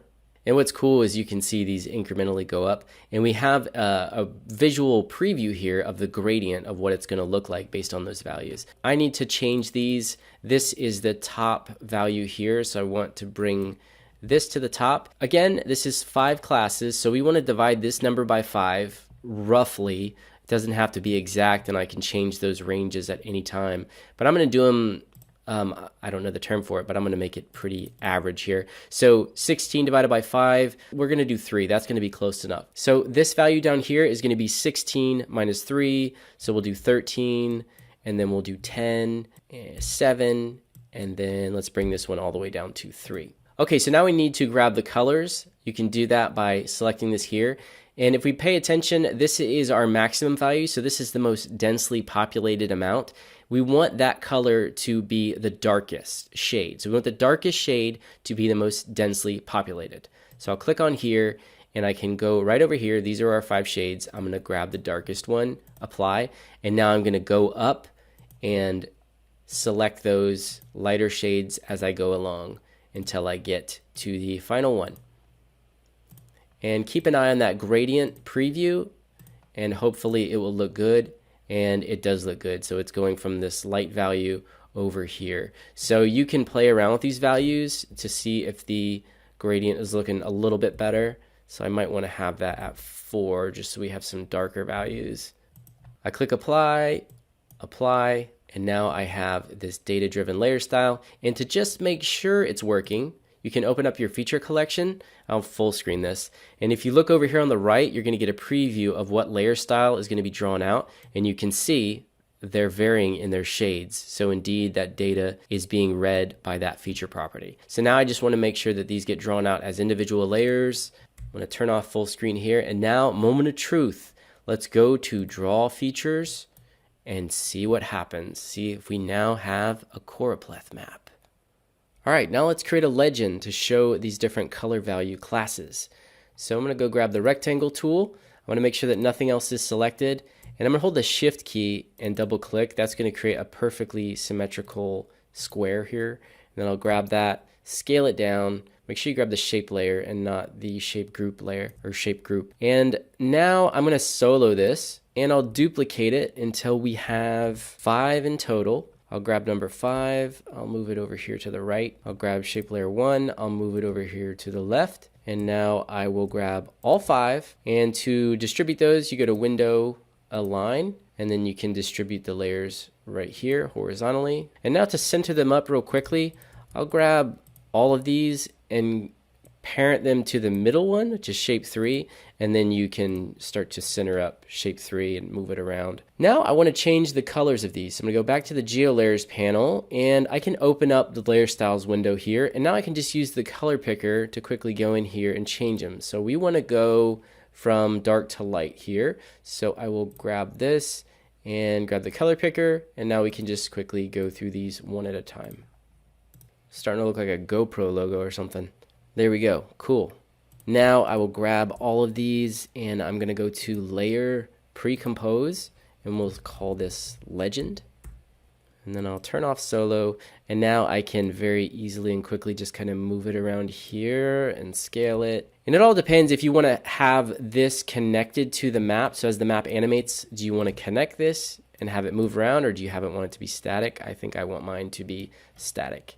Okay, so now we have this legend showing this, and maybe I can just flip it around, do whatever I want with it. Now, one thing that's cool about this particular workflow is that I can add an adjustment layer now. Let's say this color is just not doing it for me, this color scheme. I can add an adjustment layer, and I will call this color change.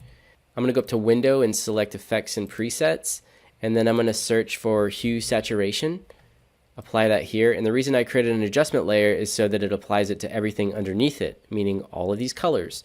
So now if I grab the master hue and I start to change it, you'll see it's going to change it, and it changes the legend as well as these colors. And you can go down here and click colorize. You can change the hue this way. This is a much better way to go. You can change the saturation as well as the brightness.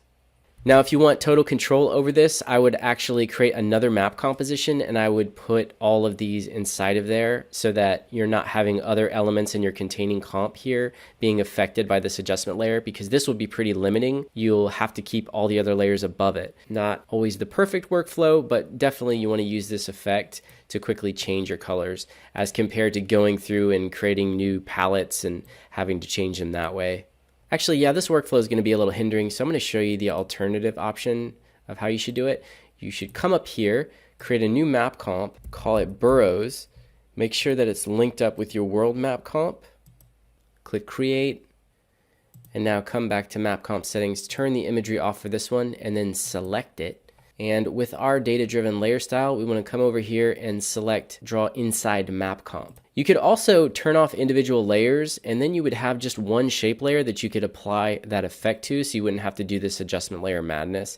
So again, there's always 6 ways to do the same thing. This way is going to allow you to retain all of these as individual layers. So if you're doing some crazy cool animations, like you want to be able to highlight one burrow without having to go into shape groups, this is the best way to do it. So now we have this selected. I'm going to go and grab all these original layers and just delete them all. I'm going to deactivate that adjustment layer, and now with this selected, I'm going to draw these again, and it should draw them inside of our new map composition with those original super teal / coral. And now we can go grab the hue saturation, copy, and simply paste it on this now, and now we have that. And we'll go and paste it on our legend as well. Now the only hindrance to this workflow is that I have 2 hue and saturation effects applied separately here. So if you're making a lot of color adjustments, just make sure you connect those. So you can connect them via expressions or whatever, create a controller layer, or simply copy and paste over as you make the changes. All right, now let's start to add some text to this map. So first I want to add labels to all the burrows, and I want to number them based on their population rank. So that was one of the feature properties that I added, and that's why. And I also want to have a numbered list of all those with the names of those burrows over here. So first, I'm going to add a new label template. This is going to be really, really simple. I'm going to create a new composition. We'll call it population rank. And I already have the size set up here, and I'm going to go grab text element. Doesn't matter what you type in here, just as long as it is centered up. Grab the align tool. So now I have this. It's just a simple text element inside of this new composition that is very, very small, 356 by 200 pixels. I'm going to open up the geolayers 3 items folder, and I'm going to drag this population rank right here in the label templates folder, which means now it will populate over here. So I can go to the drop down menu and select population rank, and then I'm going to go down here and select all of these. I need to actually change the name of these because it's going to label them based on the name. So if I click the feature collection again, I can click feature properties, and I'm just going to name the feature by population rank. Apply. That will relabel these, and now I'll go down here and go to add label. However, I want to make sure that it gets put in the right composition here. There we go. And now these should be labeled out. It's going to take a little bit. Yes, cool. All 32 burrows labeled now. I'm going to go grab all of these labels, and we'll switch the blend mode to, let's switch it to add. And then I'm going to grab opacity for all of them, and I'm going to bring the opacity down to maybe 70. All right, now over here I want a numbered list of all of the burrow names. So I'm going to go back to my Google Sheets here, and they're already organized by population ranks. This is perfect. All I need to do is copy this information. So I'm actually going to copy all the numbers here. I'm going to select them all, copy, and then I come back here and then simply paste it in. I'm going to grab all of this, and we'll bring the size way down to something like 35. And we want to go to paragraph, and we want to right align these numbers. Then we'll move them, position them somewhere over here. Now I'm going to go back, and I'm going to go grab the names now. We'll copy all of these, grab the text tool, and make sure we select a new text layer. Paste these. Control A to select all of them. Go to paragraph, left align, Now we can grab both of these and we should be able to just align them. Selection, let's see if they line up. There we go. Hold shift as we move them to kind of position them in. And now we can align these to the composition vertically. Okay, burrows labeled, text on the side here. Now we want to mess with the legend. We want to add text elements to our key here. So I'm going to open up the legend and actually I'm going to reset the transformation properties of this. And then I'm going to go into the pre-comp and we want to work this up a little bit so it's easier. It's a better workflow. First, I'm going to create a new null object right here and I'm going to call it controller. And now I will connect all these shape layers to the controller. First, I want to scale this up like that so it's easier to control. Connect everything to this now. Now I can move it around. So I'll move it over here. I want to rotate it and I want to scale it. I don't know if I want the most population. No, we'll flip this around. Yeah, like that. And then put this right over here. We'll go back and let's take a look at this.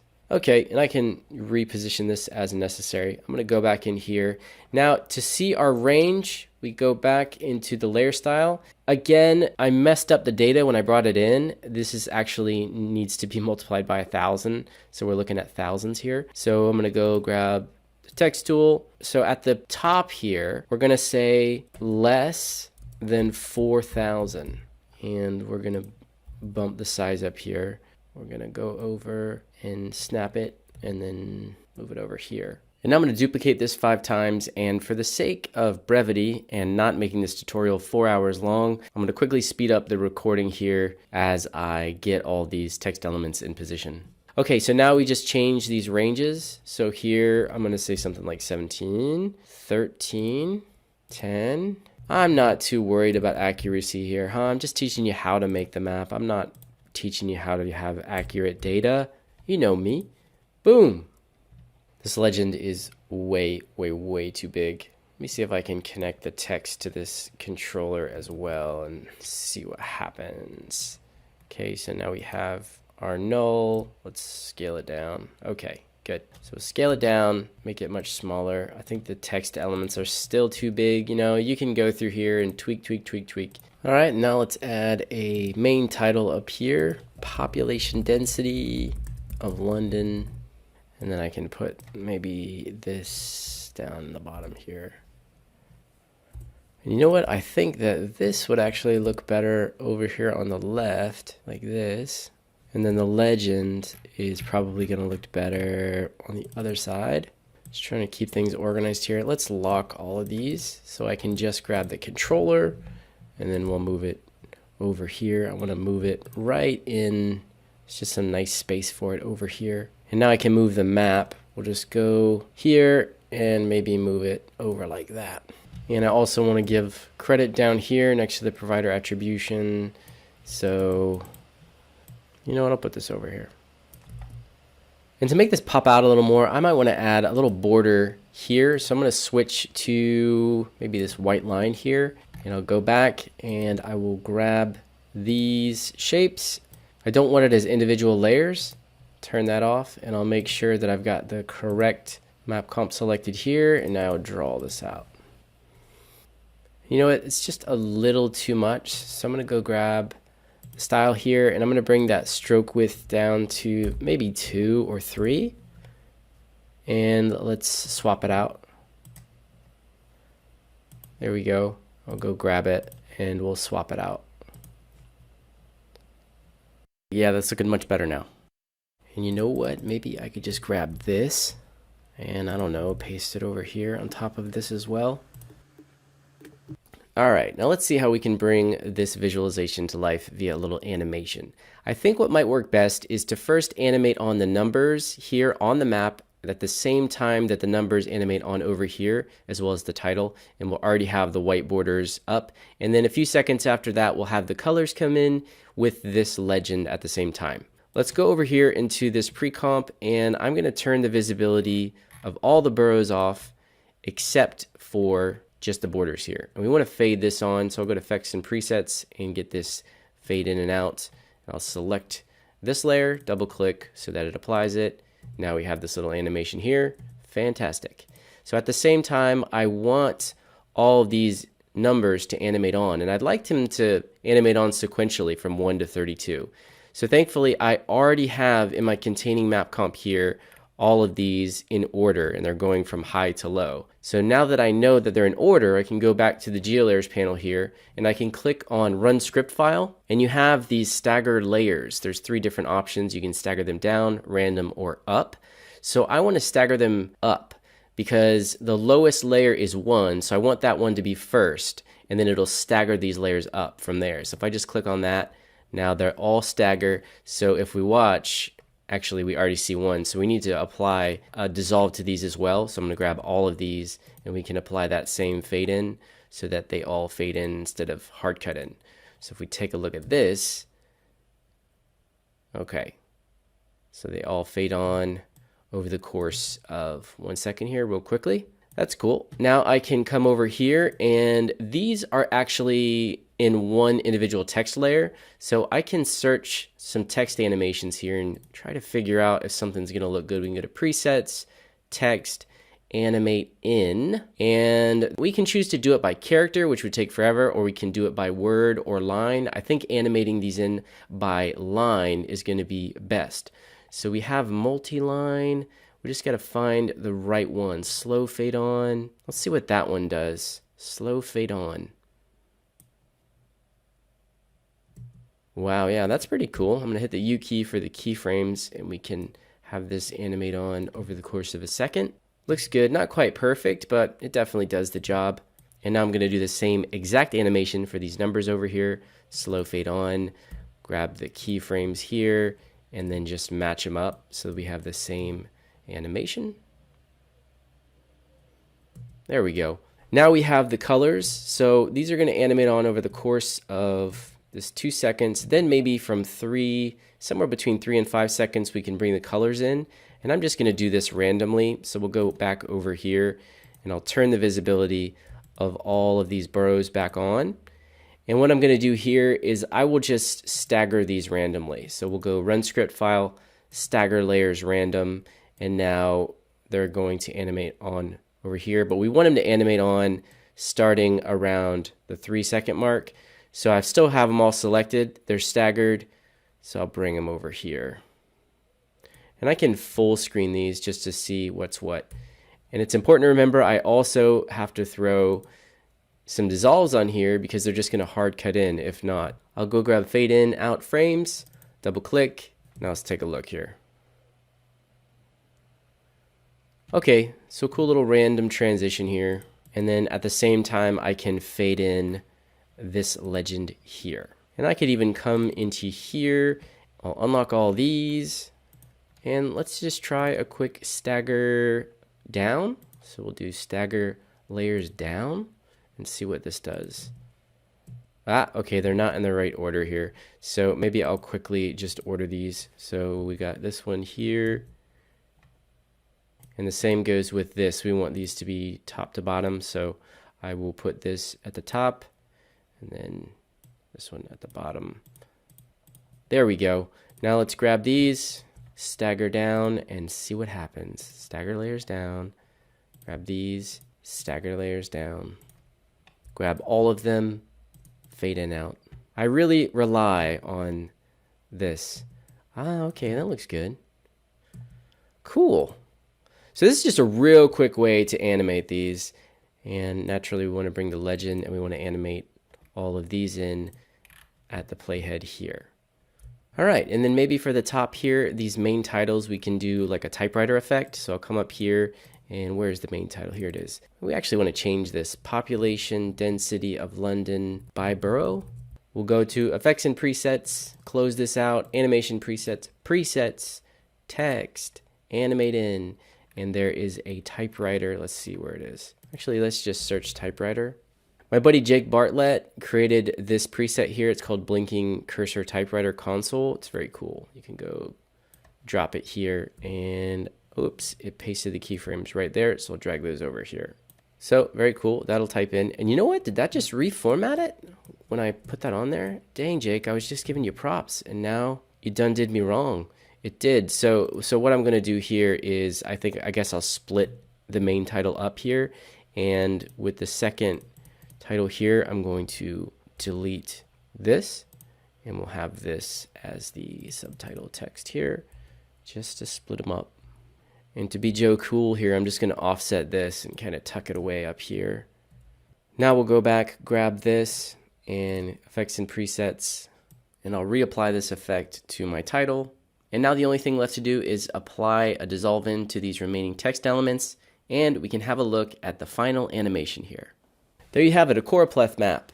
Now I could keep tweaking this and tweaking this. I don't want to do a 4-hour tutorial, but additional things that you could do is just kind of recenter a lot of these things, make it a little more symmetrical. You can also add a background, so if you want to have like the borders, semi-translucent borders here with like a light background, that would look very nice. Also, if you want to do a map view animation to help trigger these animations, so right here we could have a subtle zoom in and then a subtle zoom out when the colors come in, just some other movement. We could also have these burrows blinking, so for focusing on one individual burrow, you can always have those blinking. The possibilities are quite.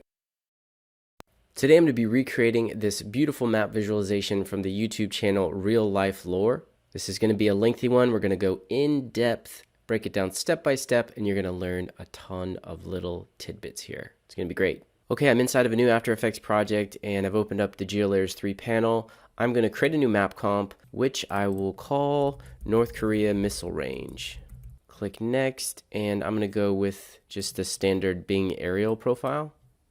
Now we're focusing on North Korea, so I'm going to go search these geodata features. First, I will search for North Korea, and under Natural Earth Data, I'm going to download the country, and I'm also going to go to Pyongyang, and we'll download this as well. And then to quickly navigate to these areas, I can just double click on the features here, and there we go. So here we have North Korea. All right, now I actually have a reference image that I took here, just a screen capture. I'm going to pull this over and place it in the map comp, and let's just quickly go to transform, fit to comp, and I'll turn down the opacity. And I want to use this just to quickly know about the same distance here.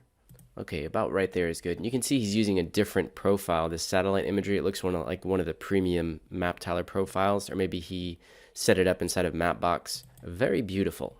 Okay, so since we're going to be measuring distances here, it's important that we don't zoom. Once I start to create these elements, if I zoom out, it's going to automatically screw everything up. So I want to make sure that I stay at this zoom. So just in case I accidentally zoom out, I want to be able to come back and figure out where I was, like the zoom level. So to actually save that information out, you can go here to this little plus button that says Add Features to Browser, and you can click on Map Comp View, and that's going to actually save out those settings, and I'll call it Draw Scale Features here. Click Apply, and now you can see it's a little map view symbol here. So if I were to go and zoom out and change the bearing and do something like this, and I want to get back to that same view, I simply double click on it and it's going to snap it right back there. This is a really, really handy feature, and I suggest you use it. And you know what? I'm going to go ahead and connect this reference image. I'm going to rename it reference, and then I'm going to set it to 3D, and I'm also going to parent pick whip it to the map comp anchor. So now if I ever want to reference it, I can quickly just toggle this on, and I'm going to actually lock the layer for right now so we don't accidentally grab it and move it. Now the best way to start to create elements that are to scale is to use a scale bar. So go up here into the geolayers 3 panel. There's a little button called Run Script File. Click on this, and then go down and select Scale Bar. This is going to ask you where do you want to align it in your comp space. Just click on Center. That's going to create a new shape layer element as well as a text element. So you can't really see them, they're super small. So I'm going to grab the text element and go grab the character panel, and let's change the text to a white color and bring the size up here, scale it way up. And now I'm just going to rename these map scale, both the text and the shape layer element. And now I'm just going to grab the map scale shape layer element and change this to white as well. Now it's very cool the way this is rigged up. So with this shape layer selected, I'm going to go open up the effect controls panel, and you can see a couple of different parameters here. The first one is size. So this is a point control that has an X and a Y value, and watch what happens as I increase the X value. You see that this line grows and also the text element changes to reflect the scale of this scale bar. Now, if I click on fixed size here, it's going to give us a more detailed look at this. And as I increase it, check this out. Very, very cool. So this is great because it gives us a direct translation of pixel value, which is what this is here. This is 828 pixels, which shows you the distance. So now I can use this information to precisely create new shape elements that are going to be to scale. So let's go ahead and do that now. I'm going to turn the visibility of the reference image back on, and we're going to create this ellipse first. So you can see the missile range visualization right here. It's showing 4,600 kilometers, which is actually just the radius of this ellipse. So we need to create an ellipse that is double this size, which is going to be 9,200 kilometers across in diameter. So I'll go over and grab the map scale shape layer, and I'm going to start to increase this. Now, if you hold shift, it's going to make big changes quickly. And if you hold control, it's going to do fine-tune controls here. So I'm going to go all the way up until we get 9,200, and then I'm going to hold control. And you'll notice that it's quite a bit bigger than this reference image here. So it looks like he's not entirely accurate, but to be honest, this is a Mercator projection, so I don't think any of these are going to be that accurate. Also, I know that it looks like we just lost the fixed and the mileage parameters here. Just know that while I was recording this tutorial, I had some issues and I was using a different script. However, your screen might look a little bit different. You should still have those two parameters. Just be aware of that. Okay, so now we have this 9,200 kilometers. We can see this is the pixel value we need to be concerned with now. So I'm going to copy this. Now I'm going to turn off the reference image, and I'm going to go up here to the shape tool, and I'm going to grab ellipse, and I'm going to switch this, turn the fill to a solid color. Go ahead and turn the stroke off for now. And before I draw this ellipse out, I want to be sure that I don't have any other layers selected because I want this to draw out as an entirely new shape layer. Now I can hold shift, double click on the ellipse tool to create this perfectly symmetrical ellipse. If you don't hold shift, it will match the size of your map comp, so it'll be all warped out. Now I'm going to come down here and I'll rename this missile range. And if you open up the shape group here and then open up the ellipse path 1, you'll see there's a size parameter which is measured in pixels. So now I can click here and simply paste that size attribute. This is from the parameter that I copied from the map scale. And now we have this perfectly sized ellipse. However, if I hit the T key, bring up opacity, and bring the opacity down, and now I'm going to zoom the view here in, you can see that it's not placed over Pyongyang. Pyongyang's down here, so it's not perfectly placed. So to slap that right over the city, we just grab the layer and then go grab the map feature of Pyongyang and then click on this little pin button down here, pin layer to feature. And then you can pin it like that. Now you can see it shifts it over. Now it is attached. It also added all these parameters here just as if you were adding a label template. So it's imperative that you click this checkbox scale with map. If you don't, this is totally useless. All of our work is for nothing because when you do any zoom moves, this is going to change size and it won't make any sense and it's not going to measure the correct distance. Also, you want to set this to 3D and check on rotate with map just so that it will move along as you make any bearing and pitch changes in your map view. So you can see now if I change this over here, it's going to turn with the map. If I zoom out, it's going to scale with the map. So if I turn off scale with map, you can see it will automatically do that, which is pointless. Now I'm going to double click on this map comp view to snap us back here. All right, very cool. Now I'm going to turn off the visibility of the map scale elements because I don't really need them anymore. I'm going to turn on the reference image, and you'll notice right away that my ellipse is quite a bit larger than his ellipse. Ha. Now I imagine this is because he probably just eyeballed the size of this ellipse. Be aware that geolayers uses a web Mercator projection, so using a perfectly symmetrical ellipse doesn't make much sense. This should probably be warped a little bit to help match the distortion of a Mercator projection, but for this visualization, it's going to work just fine. However, if you want to get as precise as possible, there are some tools out there and some websites that you can check out. You can go to Google My Maps to measure distances. You can also check out this website called Calc Maps. Super helpful. Now I want to draw out the straight line that's essentially the radius of the ellipse going from the center to the outer edge, showing the actual range of the missile. First, let's turn off the reference image, and I'm going to use rulers and guides to get this as precise as possible with that pixel distance measurement here. So I'm going to turn off the visibility of the map comp, and now I'll click down here. This little button allows me to turn on rulers. Now you can see these rulers on the outer edge of the X and Y axis here of our composition panel. And I also want to turn on the visibility of guides.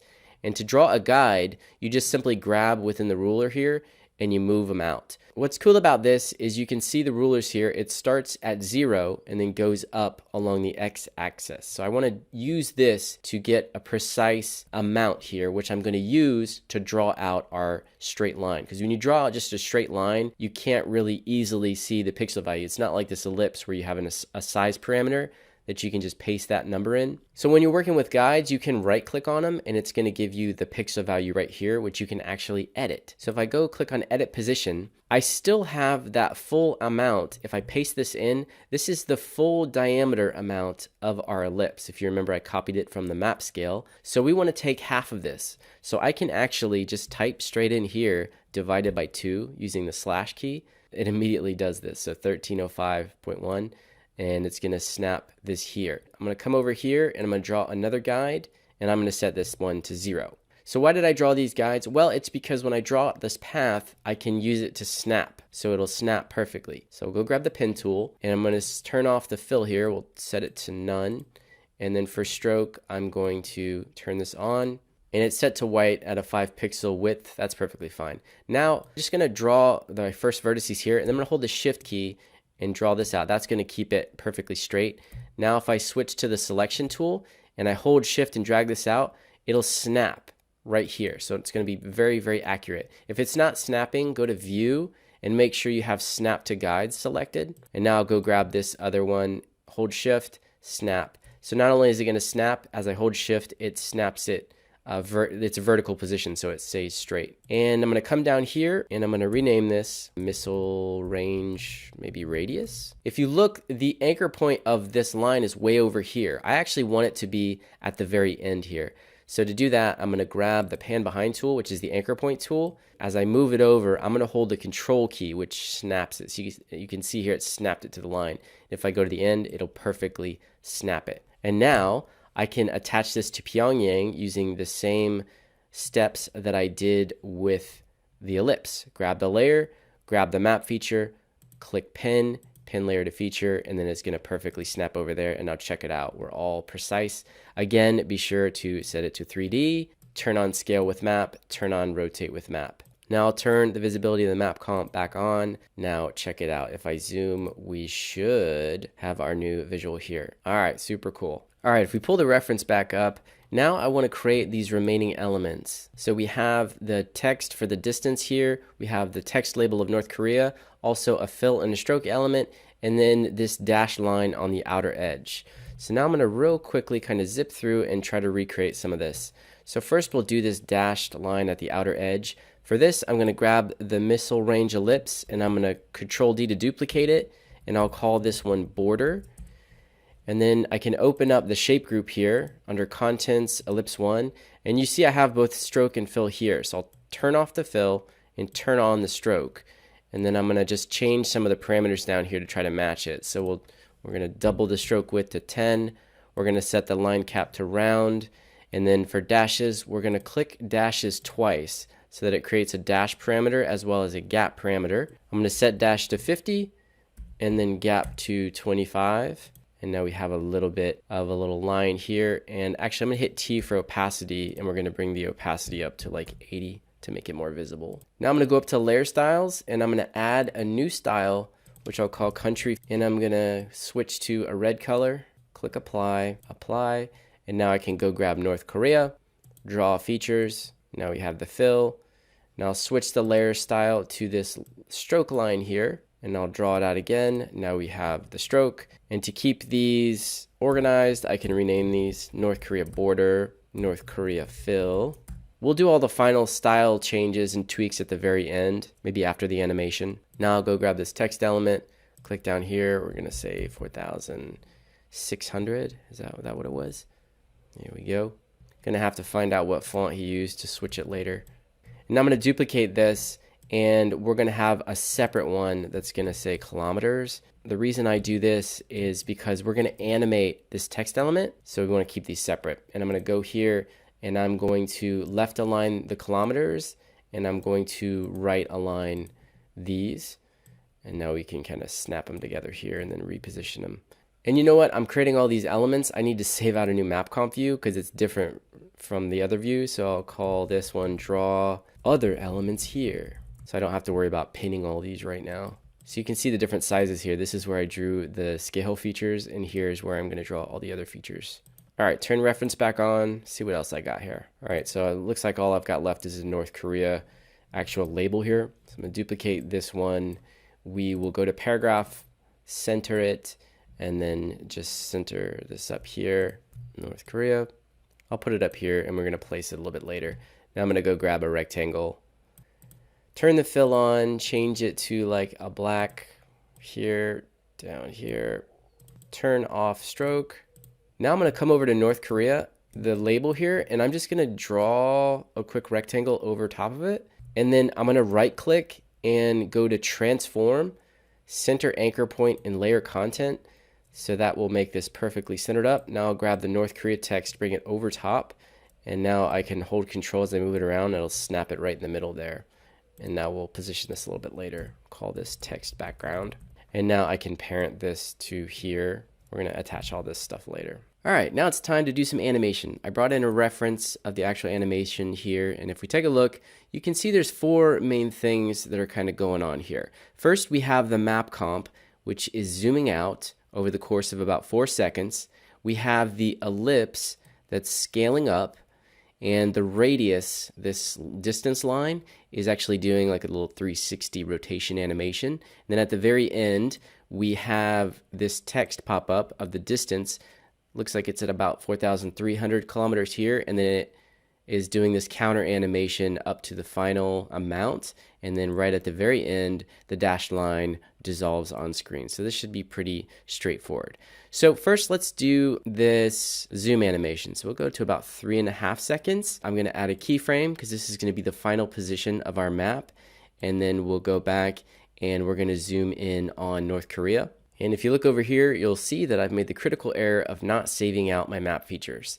So if you close out a project and reopen it, which is what I did recently, you lose anything that's in the feature browser that you don't add to your favorite features. Also, if you want to save those out, you can grab them and export them out as GeoJSONs to your local drive so that you can later re-import them as you want. So I'm just going to search for North Korea again. No big deal.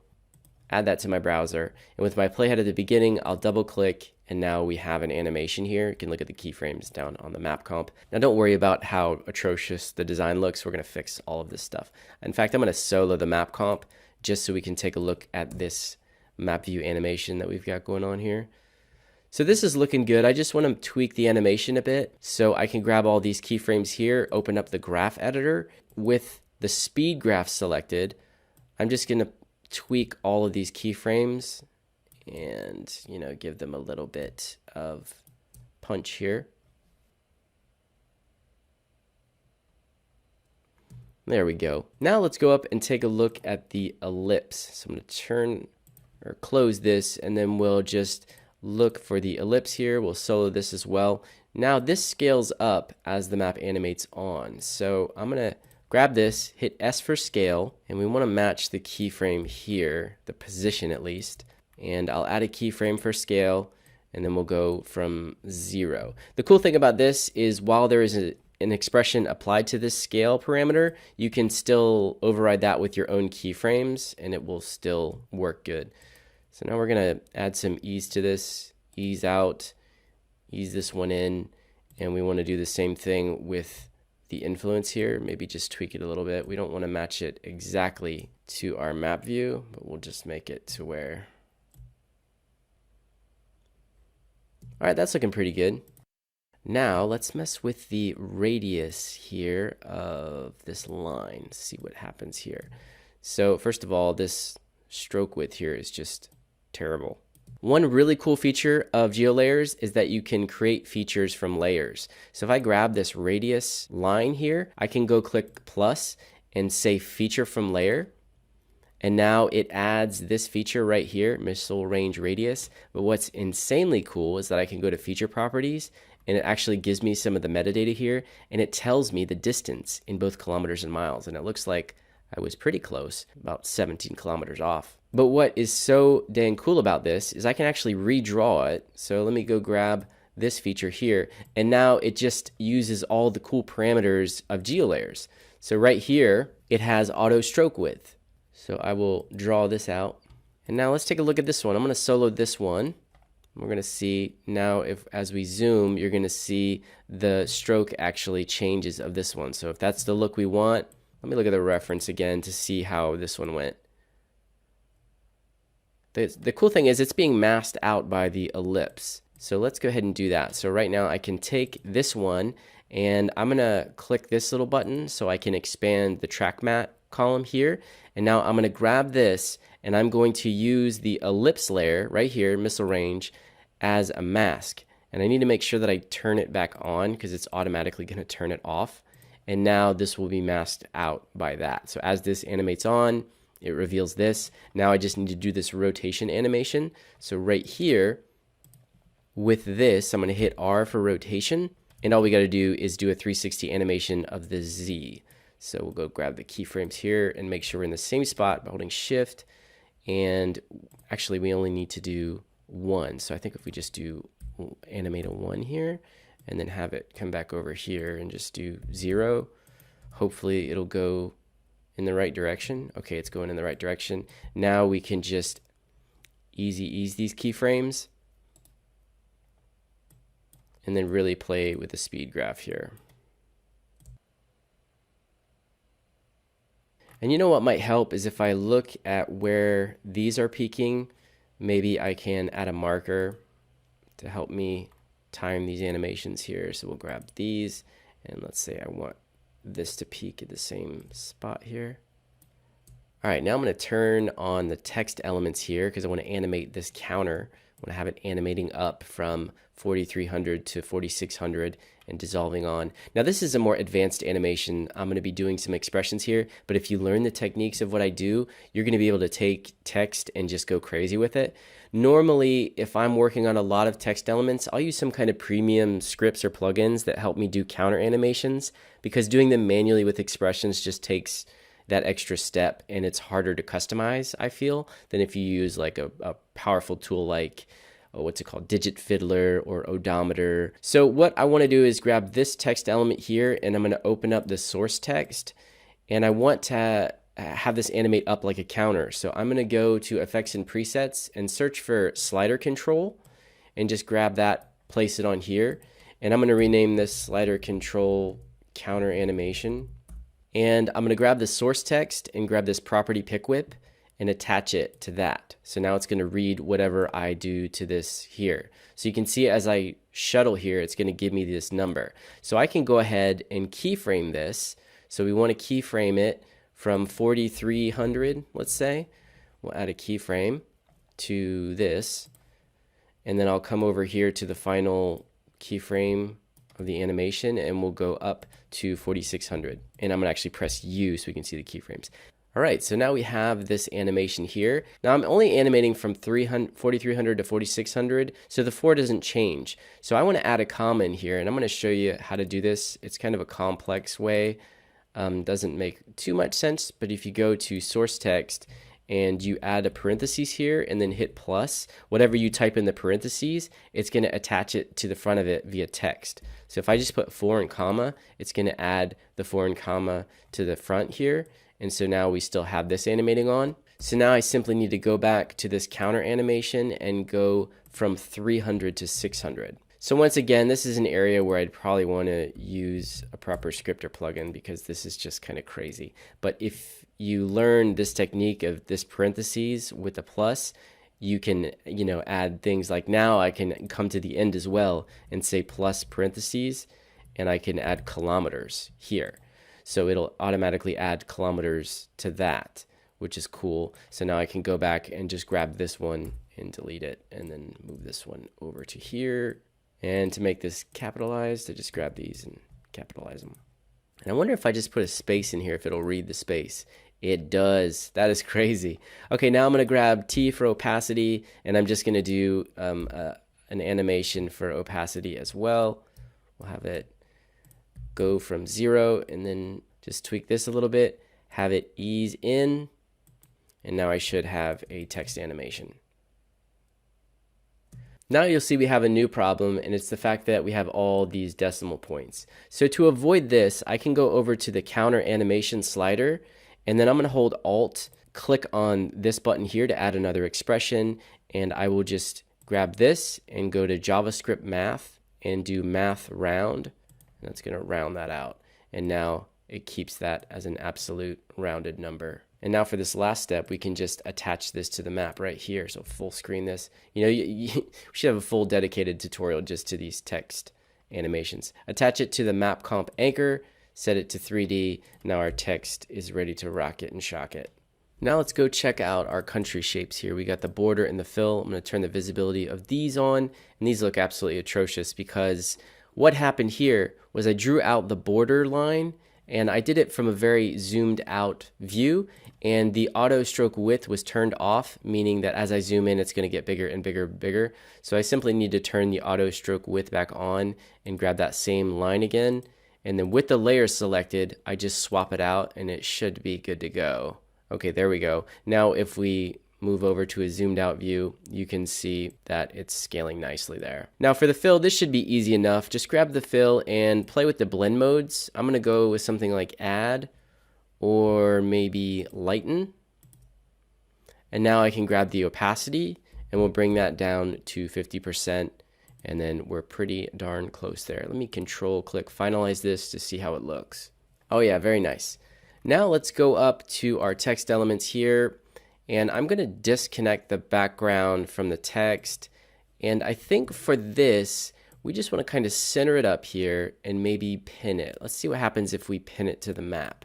And the reason I'm going to pin it and not parent it is so that I can control the scale of it. Now, see, this isn't great because this is zooming out here. So to undo the pinning, simply unpin again, and that will, see, pinning is a bit of a cluster here. Now I think the problem is that my North Korea layer, the anchor point is at the bottom. So if I grab that, go to transform, center anchor point and layer, there we go. Now I can grab both of these and pin them again. And you saw in the reference, these do not scale with the map as it animates. So now it's just a matter of going to the end here. I'm going to control finalize so I can actually see the imagery here. And we're just going to scale both of these until it looks like a good position in between the two scale levels. I'm going to grab both of these and we're going to hit S for scale. And now we can simply scale these down to right about here maybe. I think that looks pretty good, but let's look at it at the beginning here. I can maybe even do just a small animation for scale. So we like this position here. So maybe we want it to go from 75 to 50. Looking at the reference here, the font is really what is selling this beautifully. This font is fantastic.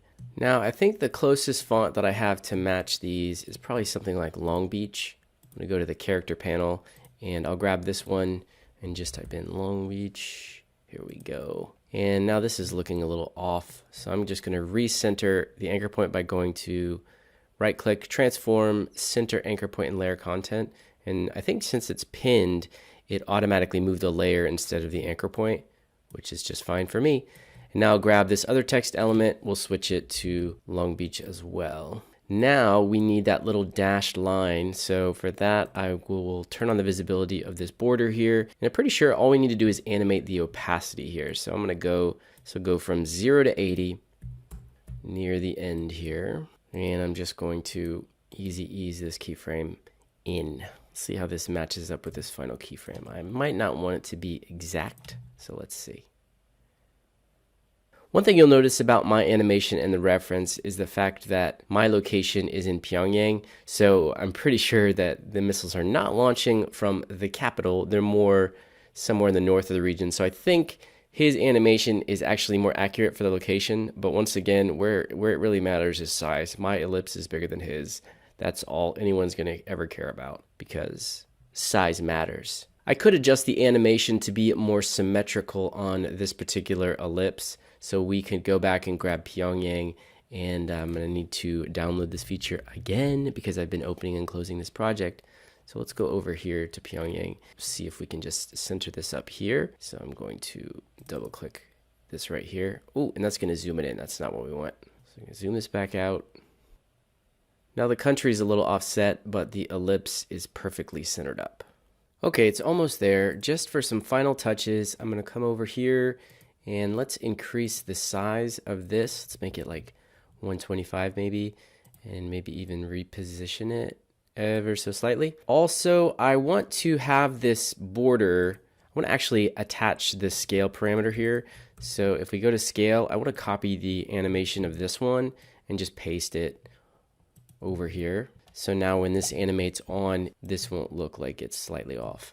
Now I'm also going to go and add an adjustment layer, which I can then go to effects and presets and do my signature noisy vignette, which I'm sure so many people hate. And now I will put the vignette dead center, and we can maybe, you know, tweak this a little bit. I noticed one other thing that's kind of bugging me, and it's the fact that this text is jumping. So if I go over here and look at the keyframes, and I'm going to change the work area so that we can just look at this, you'll see what I'm talking about. Actually solo it as well. You can see that the numbers are just jumping side to side. So we want to keep that as stable as possible. This is yet another reason why I like to use these plugins that do the digital counter stuff, animations, because this is just so much to deal with. So if I grab this text and I left align it, let's see what happens now. Okay, so now the number's looking good, but it's jumping around the kilometers at the end. So one thing that I could do is I could just delete this off of the expression and then just create another kilometer. So we could just go ahead, grab the text tool, come over here and type out kilometer and make sure that it's left aligned. Come back down here.